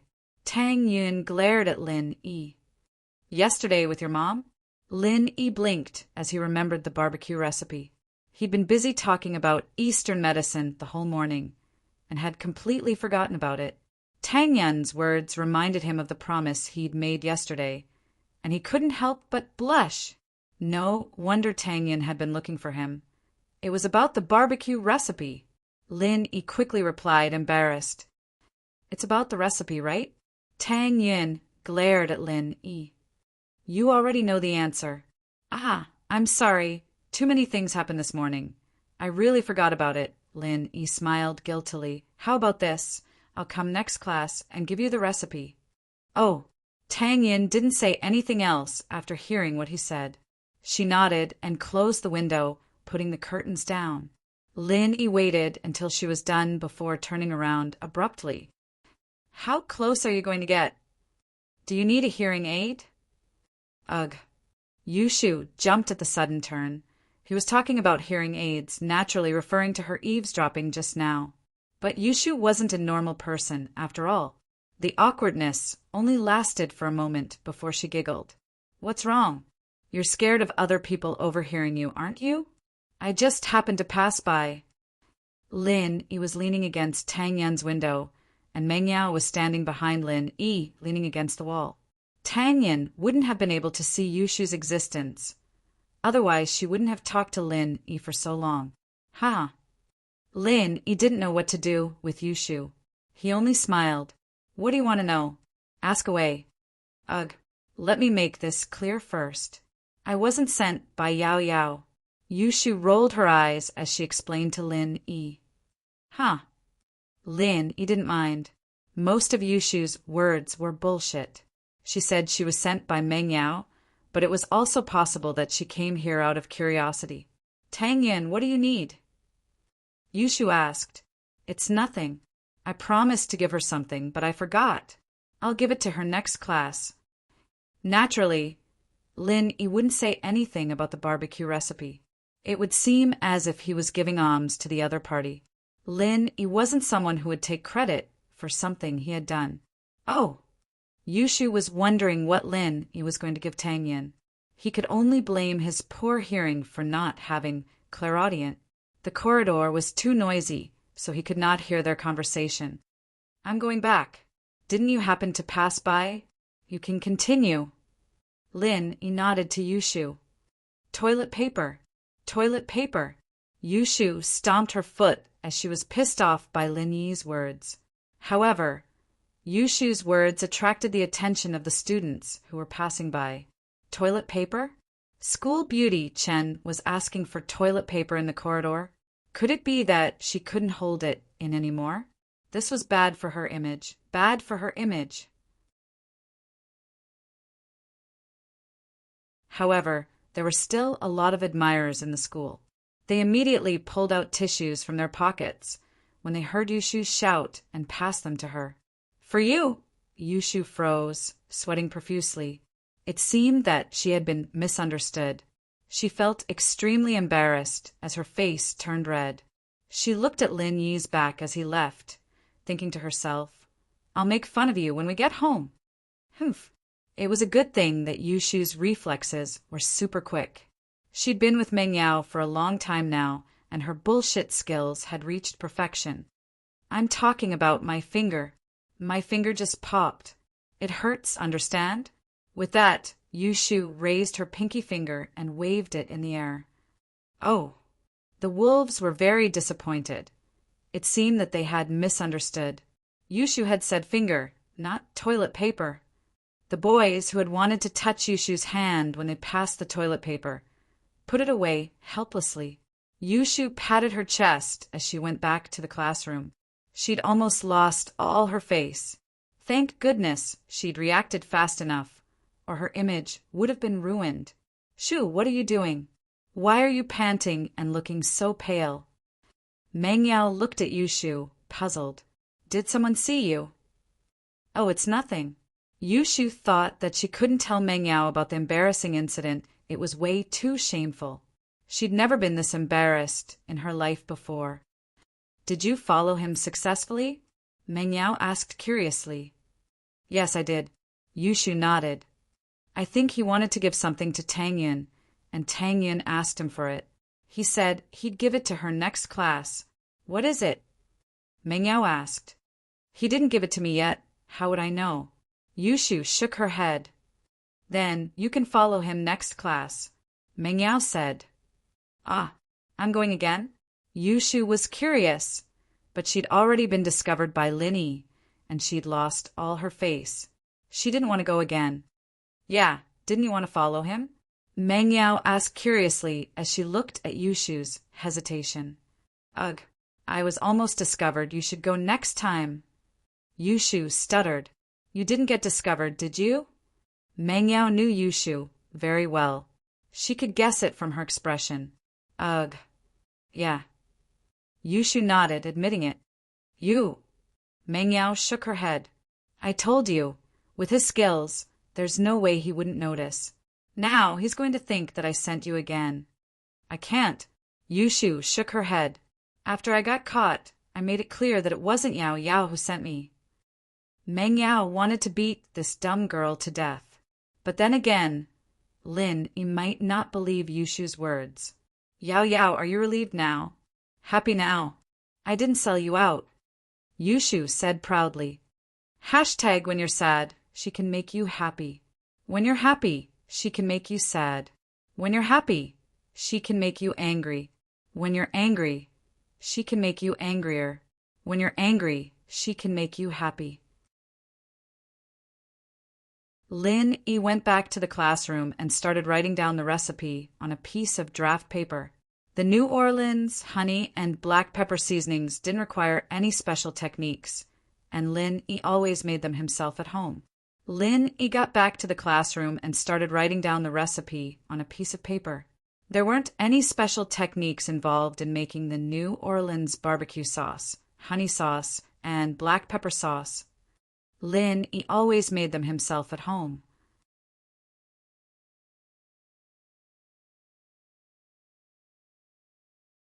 Chapter 146. Love Letter. After class, Lin Yi rushed to Class 9 and knocked on the window next to Tang Yin's seat. But Tang Yin didn't open the curtains. Lin Yi was puzzled. She couldn't have left the classroom already, could she? He'd rushed here as fast as he could. And didn't they have an appointment during the last class? He'd come here to give her the formula. With that in mind, he knocked on the window once more. Did she not hear him? This time, there was a response from the classroom.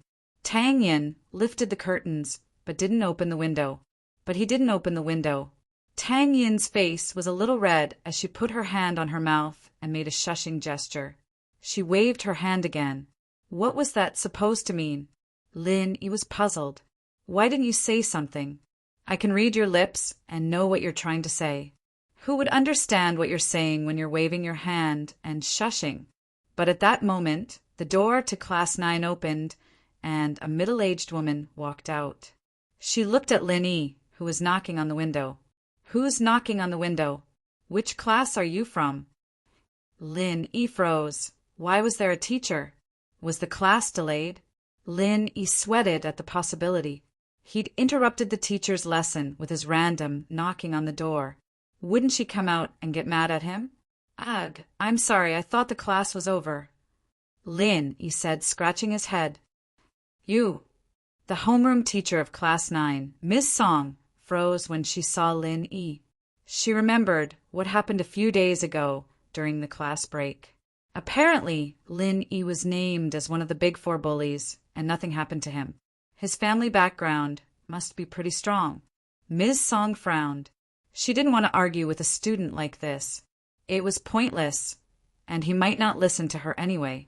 She decided not to say anything and asked directly, Why are you knocking on the window? I'm looking for Tang Yin. Lin Yi smiled bitterly. Tang Yin? Ms. Song frowned. She didn't know what Lin Yi wanted with the top student in her class. She was about to reject him when she remembered what the dean said this morning. She told her to give Tang Yin more freedom. With that thought, Ms. Song didn't reject him directly. She wanted to ask for Tang Yin's opinion. Normally, she would have chased Lin Yi away. You call. My name is Lin Yi, Lin Yi said. Then wait for a while. After Ms. Song finished, she turned around and walked into the classroom. Tang Yin, there's a student looking for you outside. His name is Lin Yi. Do you want to meet him? Tang Yin was going crazy with anger. Why did you have to do it in front of the teacher? Of all the other times you could have come looking for me. He even knocked on the window. Aren't you trying to embarrass me? Even if you take the bus again tomorrow morning and I get harassed by you again, it's still better if you give it to me then. Tang Yin felt sad.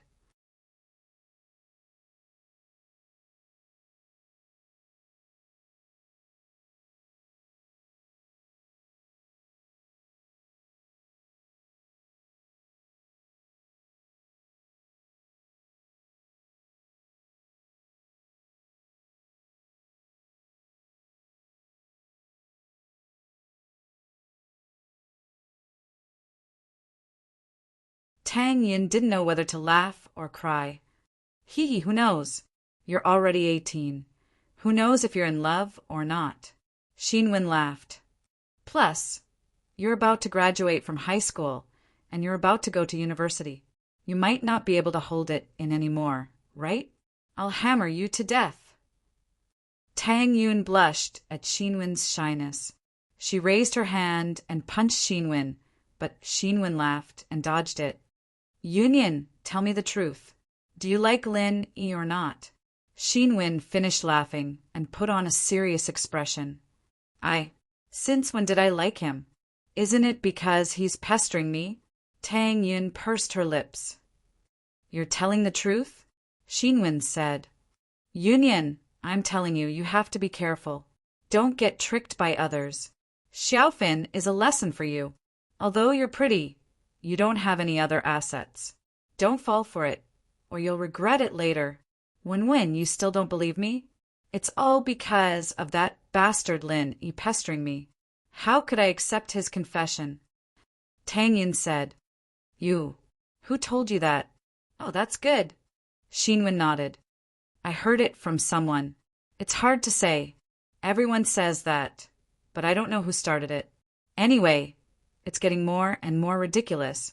Everyone says that you and Lin Yi are together. Tang Yin smiled bitterly and stomped her feet. She was a bit annoyed. What should I do? Wenwen, what do you think I should do? Why don't I go talk to him? How can he do this? You might be afraid of him, but I'm not. Xinwen was famous for her toughness. Her mother was also a fierce woman. Xinwen had inherited her mother's good traditions since young. She followed her mother to the market to sell vegetables when she was 12, and she could scare away the gangsters who were collecting protection fees with a kitchen knife. Forget it. You don't know, but he's really strong. He beat up Zhong Pingliang and Zhou Ruoming, and they didn't even dare say anything. Don't go.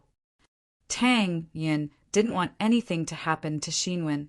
This wasn't something that could be solved with just toughness. Man, Xinwen had heard of Lin Yi's exploits before, but it wasn't just a matter of his background anymore. He was practically unbridled and unbridled, beating up 2 of the Big Four just a few days after transferring, and getting away scot-free. Xinwen knew that she was no match for him. She wouldn't be able to do anything good if she went. She said angrily, I think it's most likely Lin Yi. Tang Yin paused. She looked at Xinwen, confused. You still don't understand? If he fails to pursue you, he will take the opportunity to hype up your relationship. By then, everyone will know that you are his girlfriend, and you can only accept your fate. Lu Xinwen speculated maliciously. No way. He's not that kind of person, is he? Tang Yun frowned. From the impression that Lin Yi left on her these days, Lin Yi might be despicable, but he wasn't the kind of person who would spread rumors behind someone's back. From her point of view, Lin Yi purposely pretended to be a polite gentleman. Even if she saw through him, he wouldn't use such a despicable method. It would only make her hate him more. Why not? I say, Yin, why are you on his side? You think he's not that kind of person? What? Are you really a little tempted? Xinwen could tell that there was something wrong with Tang Yun's words. She seemed to be protecting Lin Yi.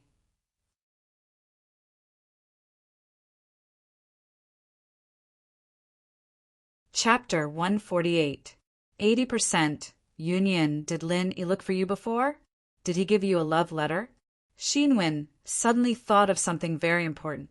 Although this could be Lin Yi's rumor, there's no smoke without fire. If there's no smoke without fire, who'd believe it if there wasn't any evidence to back it up? Nope, he just gave me a recipe for barbecue.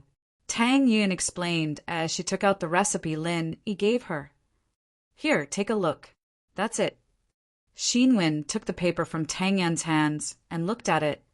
Why did he give you this? Isn't it because of my mom?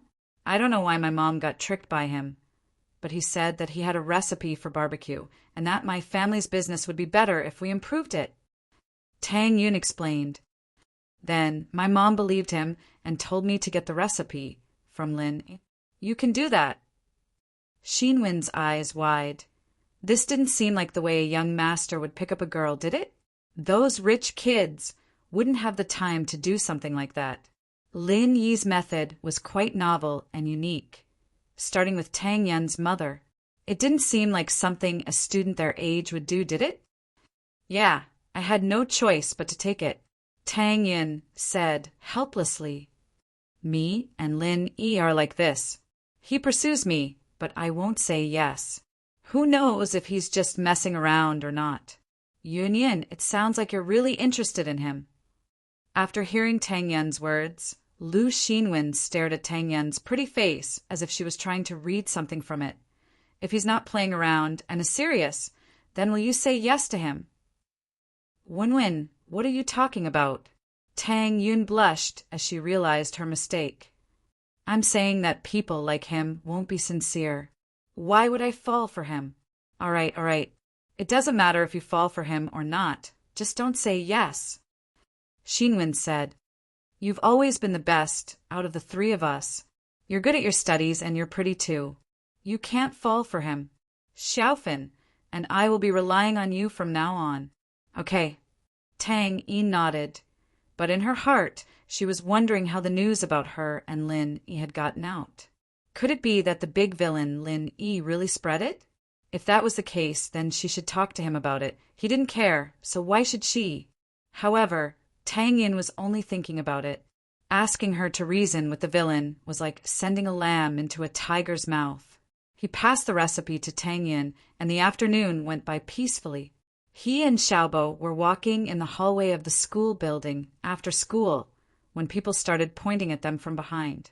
He didn't pay much attention to it at first, but it felt like he was being watched everywhere he went. There wasn't this much attention when he beat up Heibao, was there? Boss, what are they looking at? Kong Xiaobo was confused as well.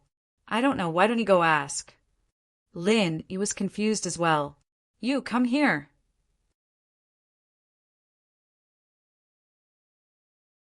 Kong Xiaobo had been following Lin Yi for the past 2 days, and his confidence grew.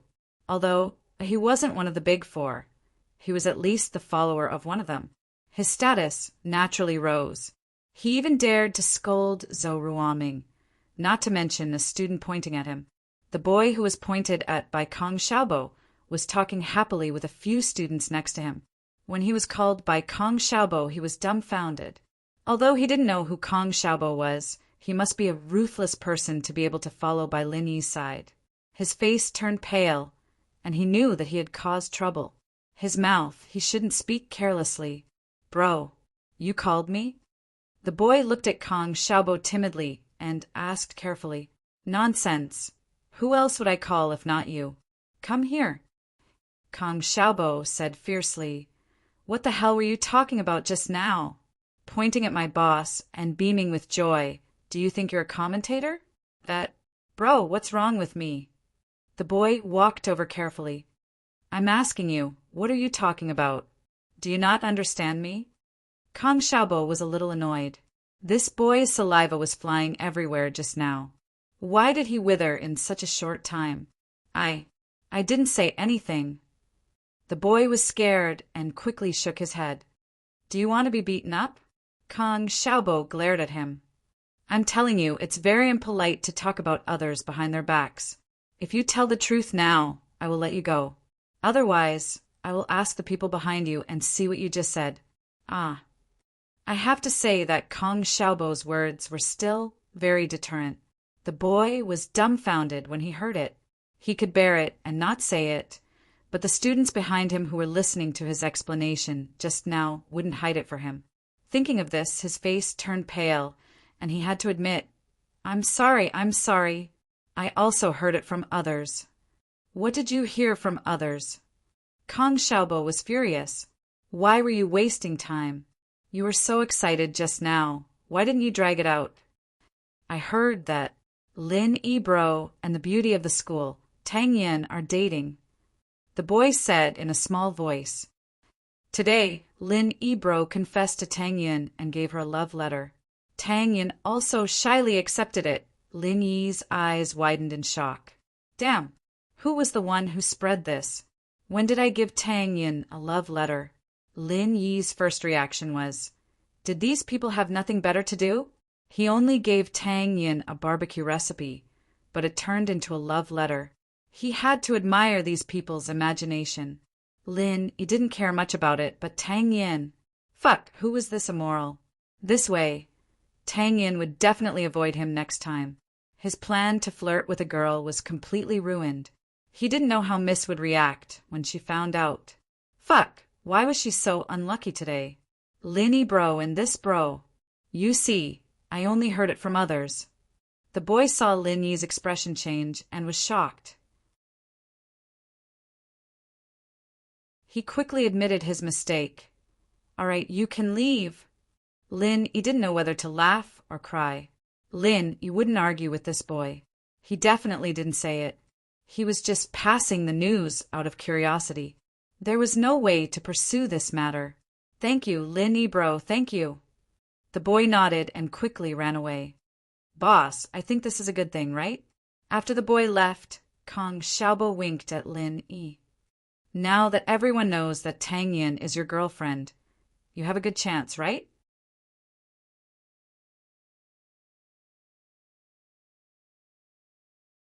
Chapter 149. Chapter 149. Unwanted Results, Highly City, the chairman's office of the Flying Shuttle Cosmic Corporation. Yu Chu sat there with a dark expression on his face. He was the mastermind behind Ming Yao's kidnapping case, and he'd been scolded by his partner, Jean Gubong. He was quite upset, and if it weren't for the fact that his boss valued Gubong more than he did, he wouldn't have swallowed his anger like this. Those gangsters had been sent by the boss's underlings, and now that the operation had failed, Gubong was pushing all the blame onto him.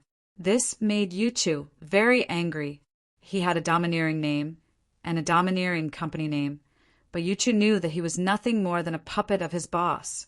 He wasn't even a puppet of the big boss, he was just a puppet of one of Tsihua Bro's spokesmen. There were some things he couldn't make up his mind on, so he called his boss, Tsihua Bro. Tsihua Bro, I'm Yu Chu.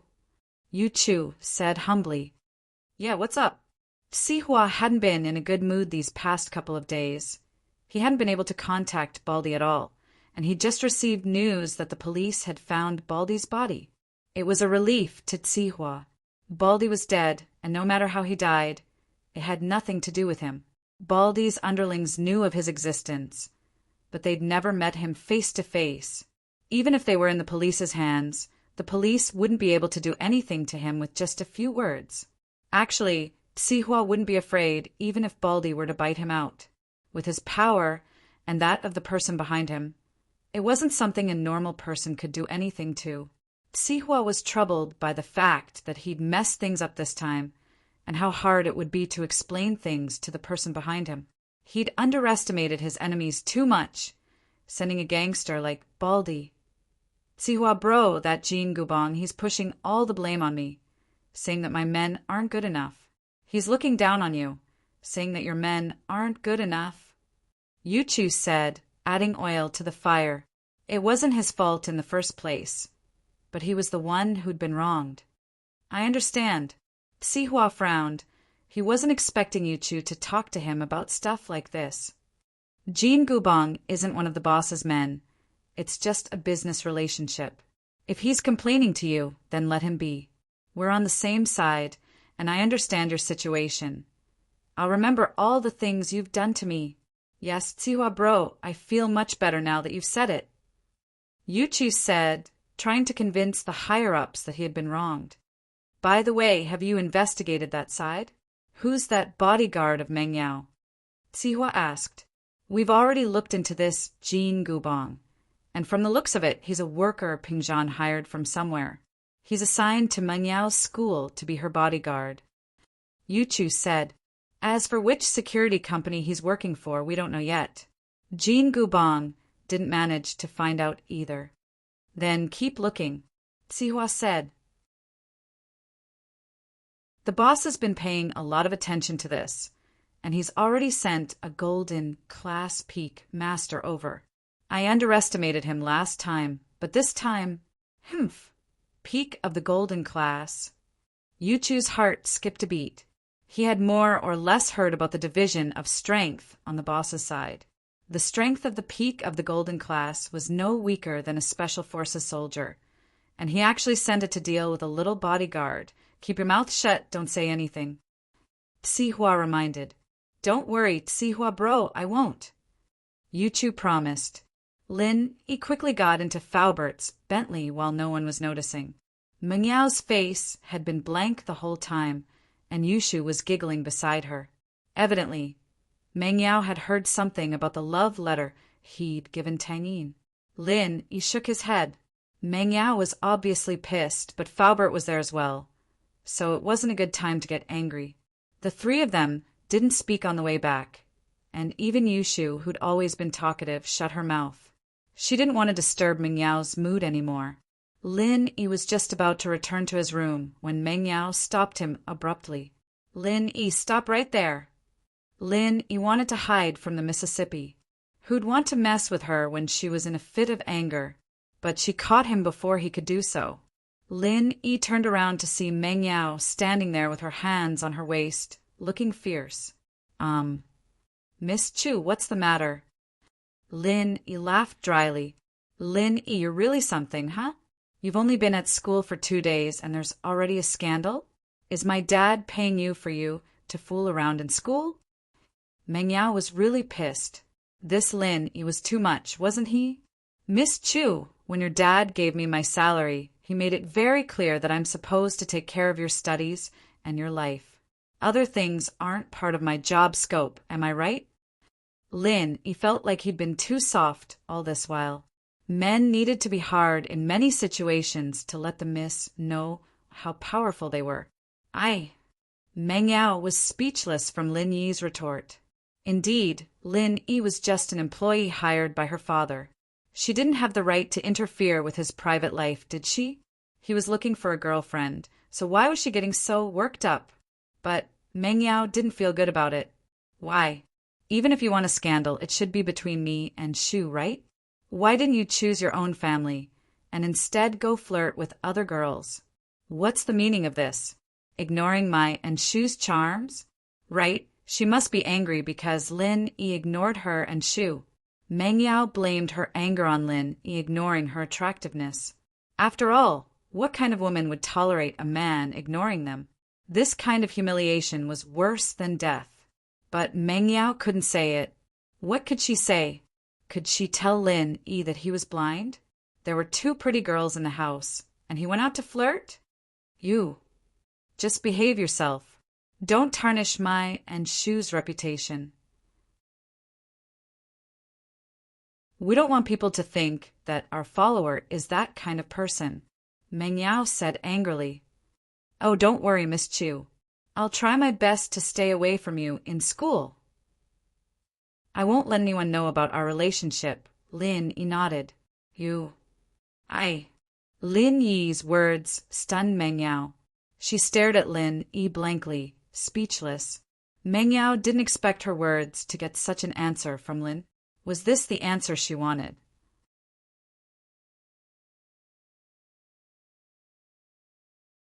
Chapter 150. Chapter 150. Not in a good mood, Mengyao felt like crying as she watched Lin Yi walk back to his room. She'd never been treated like this in her entire life. Lin Yi, you think you're so great? So what if I stay away from you? I don't care about you. Mengyao yelled at the top of her lungs as she watched Lin Yi walk away.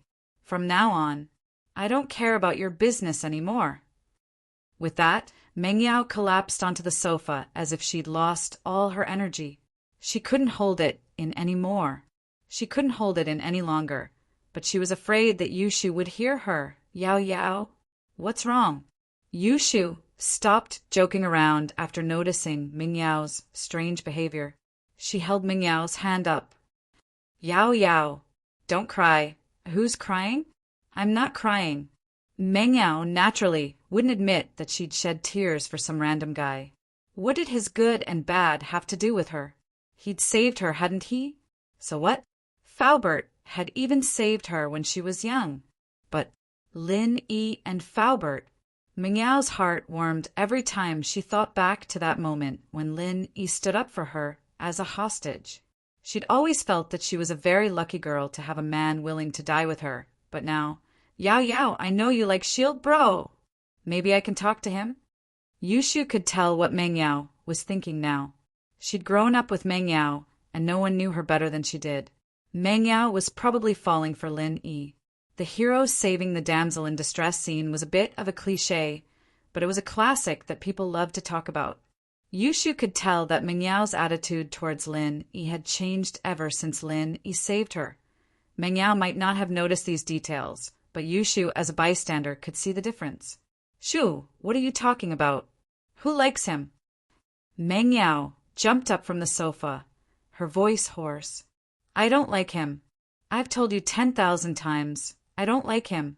Don't talk nonsense. Yushu hadn't seen Meng Yao react like that before. I'll stop. All right, Yao Yao, we don't like him, okay? Meng Yao hugged Yushu, feeling a bit wronged.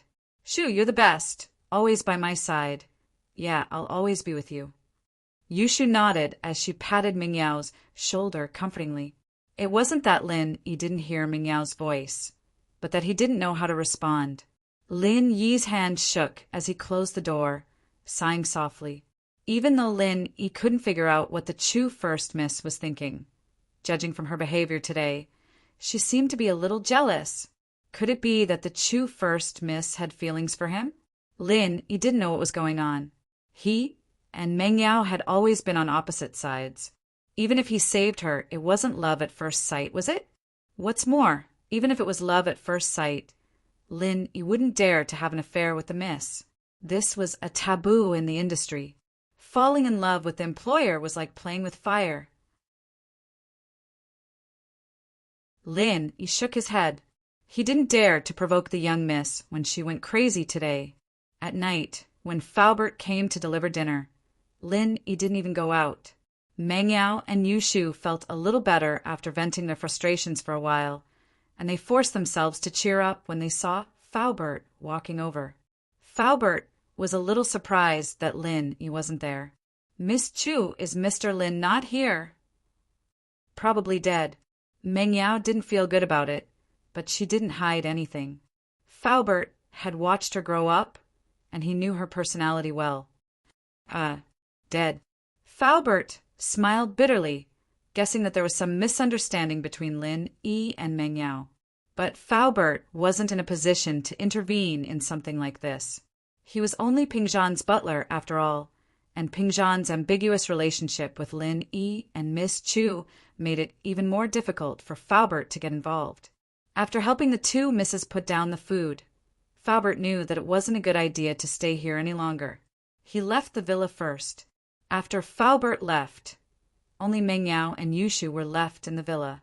There were originally 2 of them, but with Lin Yi's arrival, it became 3. Before she knew it, Meng Yao had gotten used to Lin Yi coming out to help Li Fu with the food. The 3 of them would put the food on the table, and Lin Yi would go back to his room to wait for her and Shu to finish eating. Meng Yao wanted to ask Lin Yi to eat with her, but she couldn't bring herself to do so because of her pride. Who would have thought that their relationship wouldn't just not get better? It would get even worse because of what happened today. Meng Yao didn't have the slightest appetite as she looked at her favorite dishes on the table. She only took 2 bites before putting down her chopsticks. Yao Yao, what's wrong? Yushu looked at the tired Meng Yao. Maybe I'll ask Shield Bro to come out and we can eat together? Nope, I don't have an appetite. Meng Yao shook her head. What for? Just pretend that he doesn't exist in the house. Meng Yao had subconsciously treated Lin Yi as one of the members of the villa, but she didn't realize it herself. Oh, Yushu lowered her head and went to eat. The food today was really good. Yushu remembered that there was even papaya pork soup. Yeah, it was said that it could help with breast enlargement, but she was already well-proportioned and a little bigger than normal people. She didn't need to enlarge it anymore, did she? She wouldn't look good if she became a milk cow like Ling Shan. Ha ha, but Yao Yao should give it a boost. She was taller than her, but not as big as her. Shu, what are you doing? Meng Yao was pissed off as she watched Yushu eat, like crazy with a smile on her face. How can you be so heartless? I'm already like this, and you're still eating happily? Are you trying to piss me off? Ugh. Oh. Yushu almost swallowed a piece of pork. It's nothing. I'm just a little hungry. No more eating. Come out with me. Meng Yao wasn't in a good mood. She didn't want to stay at home. Okay. Yushu put down her chopsticks and looked at the food on the table, a little reluctant to leave. There's good food, even if we go out. I'll buy you some gutter oil fried mushrooms. Meng Yao rolled her eyes at Yushu. Yushu was speechless. How was she supposed to eat after that? Gutter oil? Was it that disgusting?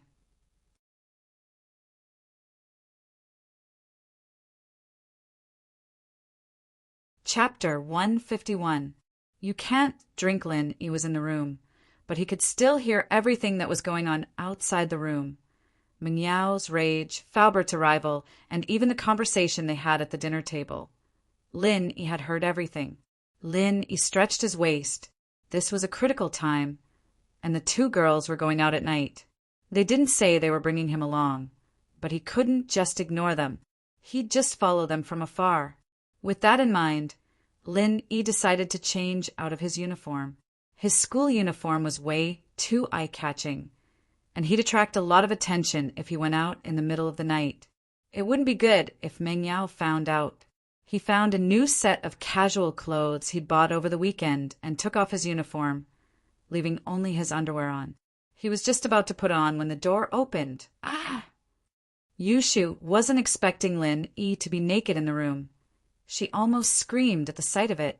She covered her mouth with one hand and her eyes with the other, but kept her eyes peeking at Lin Yi's body, through the gaps between her fingers. Not bad, abs too. She'd already seen Lin Yi's asterisk anyways. It didn't matter if she looked again now. Yushu comforted herself, but she couldn't let Lin Yi catch her peeking again. She had to cover her eyes. Why are you in here? Lin Yi was startled as well. The door was shoved open just as he was changing his clothes. Lin Yi would have kicked the door open if he didn't know that there weren't any dangers in the villa. He pulled a pair of pants off in front of himself. Lin Yi was a little thick-skinned, but Yushu was staring at him like that. Of course, I have something to talk to you about, Yushu said, blushing. Put on your pants. Are you streaking in the house? No, I didn't see you guys going out. I was thinking of changing my clothes and following you from afar. Lin Yi didn't hide anything from Yushu. The girl might be a troublemaker, but she knew what was right and wrong in many situations. You knew we were going out? Yushu was a little surprised. She even moved her hands away from her eyes, but Lin Yi had already taken off his pants, leaving his upper body bare. Even so, it was still a very embarrassing thing. Yushu was a little curious, but she didn't want to look too much. She thought to herself, yeah, I'll be able to look all I want when Yao Yao marries him, ha. I overheard some of your conversation just now. Lin Yi nodded. He pulled a cheap t-shirt and put on. He didn't have enough clothes. He should buy a few more when he had time. Oh, if that's the case, I won't explain any more, Yushu said as she passed a bunch of keys to Lin Yi. Here, this is the key to my villa's garage, and this is my car key. Yao will be driving later, and if you don't have a car, do you think you're Superman? You can keep up with us. Oh, okay, thanks. Lin Yi didn't expect Yushu to give him the car keys. I'm just worried that Yao will go crazy and go somewhere dangerous, Yushu said, a little embarrassed. You'll have to be a fighter if that happens. Oh. Lin Yi sweated. It seemed like this girl was just looking for fun, afraid that he wouldn't have a place to show off. Let's go. Yao's looking for clothes. I took the chance to sneak out. You go get the car first, Yushu said as she left the room. Lin Yi had put on his clothes by now and quickly left the villa with the keys Yushu gave him. Yushu's villa was very recognizable. It was just across the street from Meng Yao's villa. He opened the iron gate and found Yushu's garage. There was a yellow beetle parked there. Lin Yi smiled bitterly as he rubbed his nose. It was a rather feminine car. It was driven by men as well, but the color was a little too bright. Lin Yi got in the car and drove it out of Yushu's villa, parking it by the roadside. Meng Yao might get suspicious if he were to drive it out of the villa, but it didn't matter on the road. There were plenty of similar cars on the road, and Meng Yao couldn't be looking at the license plate at this late hour. He turned off the lights and waited for Meng Yao's car to come out. After a while, Meng Yao's Audi S5 slowly drove out of the villa, honking as it turned the corner as if to warn Lin Yi. Lin Yi paused before realizing that Yushu was probably the one driving the car, so she was reminding him. Lin Yi turned on the lights and started the car, following her slowly. Yushu was the one driving, and Lin Yi was even more at ease. Usually, only the driver would pay attention to the road, and the passengers in the car rarely looked back and forth. Lin Yi wasn't worried that Meng Yao would notice that he was tailing them. Lin Yi was right. Yushu was the one driving, using Meng Yao's bad mood as an excuse to be the driver. It surprised Meng Yao quite a bit. Yushu didn't like driving, of course, with the exception of racing. She felt that the car couldn't run on the city roads at all, and it was very uncomfortable to stop and drive. Meng Yao called out, "Yao Yao sis," a couple of times, and Meng Yao reluctantly agreed to be her chauffeur. As for her own Volkswagen Beetle, it'd take a year and a half to drive out of the garage. "Yao Yao, where are we going?" Yushu looked at the rear-view mirror, relieved to see that her yellow Beetle was following them. In the past, Faubert would follow them no matter how late they went out. But after Linny came, Faubert took care of everything other than sending them to school and taking care of their meals. Yushu was a little suspicious before, but after the bank incident, she realized that Lin was quite capable. He wasn't just good at teaching hooligans. So this time she called Linny. Yushu wasn't an idiot. The two of them were the school beauties, and they knew what they looked like. Although they had powerful backgrounds, others didn't know. It was safer to bring Shield Bro along.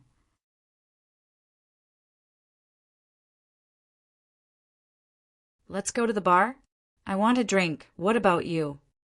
Meng Yao was in a bad mood as she looked at the night view outside. "I want a drink too." Yushu nodded excitedly. "I haven't had a drink before. I didn't dare drink with Faubert around. But I can drink as much as I want this time." "Oh, that's great." With Faubert by their side, Meng Yao and Yushu behaved themselves and didn't do anything out of line. After all, Faubert was Ping Zhan's confidant, and he could report to him any time.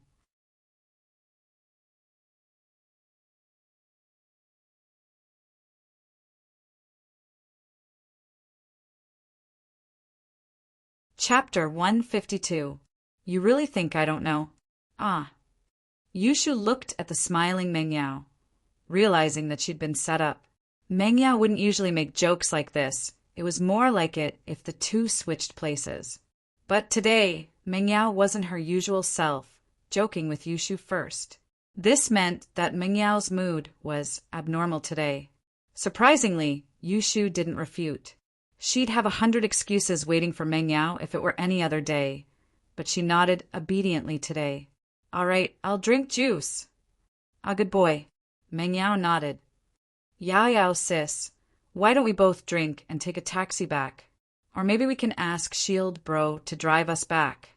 Yushu, on the other hand, felt that this was a rare opportunity. What was the point of watching Meng Yao drink instead of herself? Call him? What about your yellow bug? Meng Yao looked at Yushu with a smile that wasn't quite a smile. Ah. Yushu's mouth was wide open as she looked at Meng Yao. "Yao Yao. You. What yellow worm are you talking about? You think I don't know?" Meng Yao glared at Yushu. "You think I don't know what you're thinking? I've seen through you since you were young.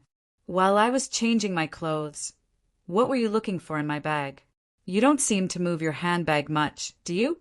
Are you looking for the car keys?" Then he sneaked out and came back after a while. But when he went out, Lin Yi's shoes were gone. "Do you really think I didn't see it?" "Ugh." Yushu was a little awkward. She hadn't expected Meng Yao to find out about her little trick so early on. After that, you rushed to drive. When have you ever rushed to drive? Meng Yao looked at Yushu mischievously. You even honked when you got out of the villa, and a yellow bug followed us. Isn't that your car? Ugh. Yao Yao sis, so you already noticed? Yushu sweated. She had to hand it to Meng Yao for having a sharp mind, figuring out her intentions through a series of abnormalities. Can't you see that bastard following me? Do you think I dare go to a bar this late? Meng Yao said. But don't call him here. I hate him right now. Oh, that's good. I can drink too. Yushu didn't really care if she called Lin Yi over or not. Lin Yi's cover had been blown, so there was no need for her to hide anymore. With a flower protector, they wouldn't have to be afraid of anything. I'm not in a good mood, so I'll drink. What are you drinking? Meng Yao said, a little pissed off at the way Yushu was acting. I'm in a good mood, so I'll drink too. Yushu nodded. Oh. Meng Yao was speechless. Having a best friend like this was too much of a training exercise.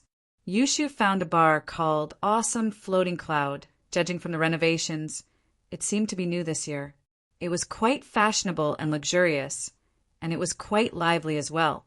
She parked the car in front of the bar. After parking the car, the doorman came up and opened the door for Meng Yao and Yushu. Ladies, welcome to the Awesome Floating Cloud Bar.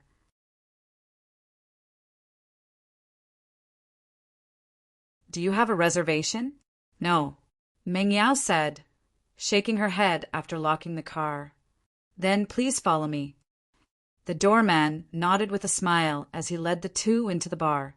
This was a typical European-style bar with a strong European and American village feel, but not lacking in luxury. It seemed like the owner of this place had invested quite a lot in it. Meng Yao and Yushu rarely came to places like this, so they were very curious. The first floor was a dance hall with a bar counter and a booth. In the middle of the hall was a stage, and two foreign girls were singing on it. They weren't wearing very revealing clothes. It was only 7 at night, it was still early, and it wasn't time for erotic dancing yet. The performances on the stage were more formal as well. Would you like to sit at the bar counter or at the booth? The doorman was an experienced man, and he could tell that this was the two's first time here from the way they were looking at the bar curiously. Regular customers found their own seats the moment they came in. They didn't need the doorman to lead them at all. Can you give us a quiet booth? Meng Yao really wanted to see a few people drinking at the bar counter on TV, but it was her first time here after all. She didn't dare to do so. All right, please follow me. The doorman handed Meng Yao and Yushu over to the waiters in the lobby before returning to the bar. The waiter brought Meng Yao and Yushu to a booth on the side, a smile on his face. Is this place okay? It's okay, let's do it here then. Meng Yao nodded as she sat down with Yushu. A booth at a corner, like this, wasn't a place people would choose to drink alone unless they were in a bad mood.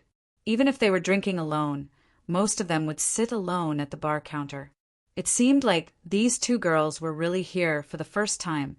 The receptionist sighed softly. Pure, innocent girls like them actually came to a bar. Didn't they know that there were a lot of wolves here, picking on girls like them? As for the girls who hung out in bars, it was hard to say who would get to play with them. It was very likely that they'd spend a lot of money and wouldn't even get to touch the girls. As a result, the wolves all focused their attention on girls like Meng Yao and Yushu, and dozens of pairs of eyes stared at them as soon as they entered the bar. But seeing how Meng Yao and Yushu were behaving, some of the kind-hearted ones went to ask around and found out that the two came in an Audi S5. Most of the poor wolves gave up. After all, they knew that they were rich girls, and they didn't think that they had what it took to touch them. Some of the wolves with a bit of family background, on the other hand, didn't dare approach them without knowing what was going on. They just watched, waiting for the first person to hit the wall. Lin Yi parked the Beetle next to Meng Yao's Audi S5, and the doorman didn't say much when he saw that Lin Yi was alone.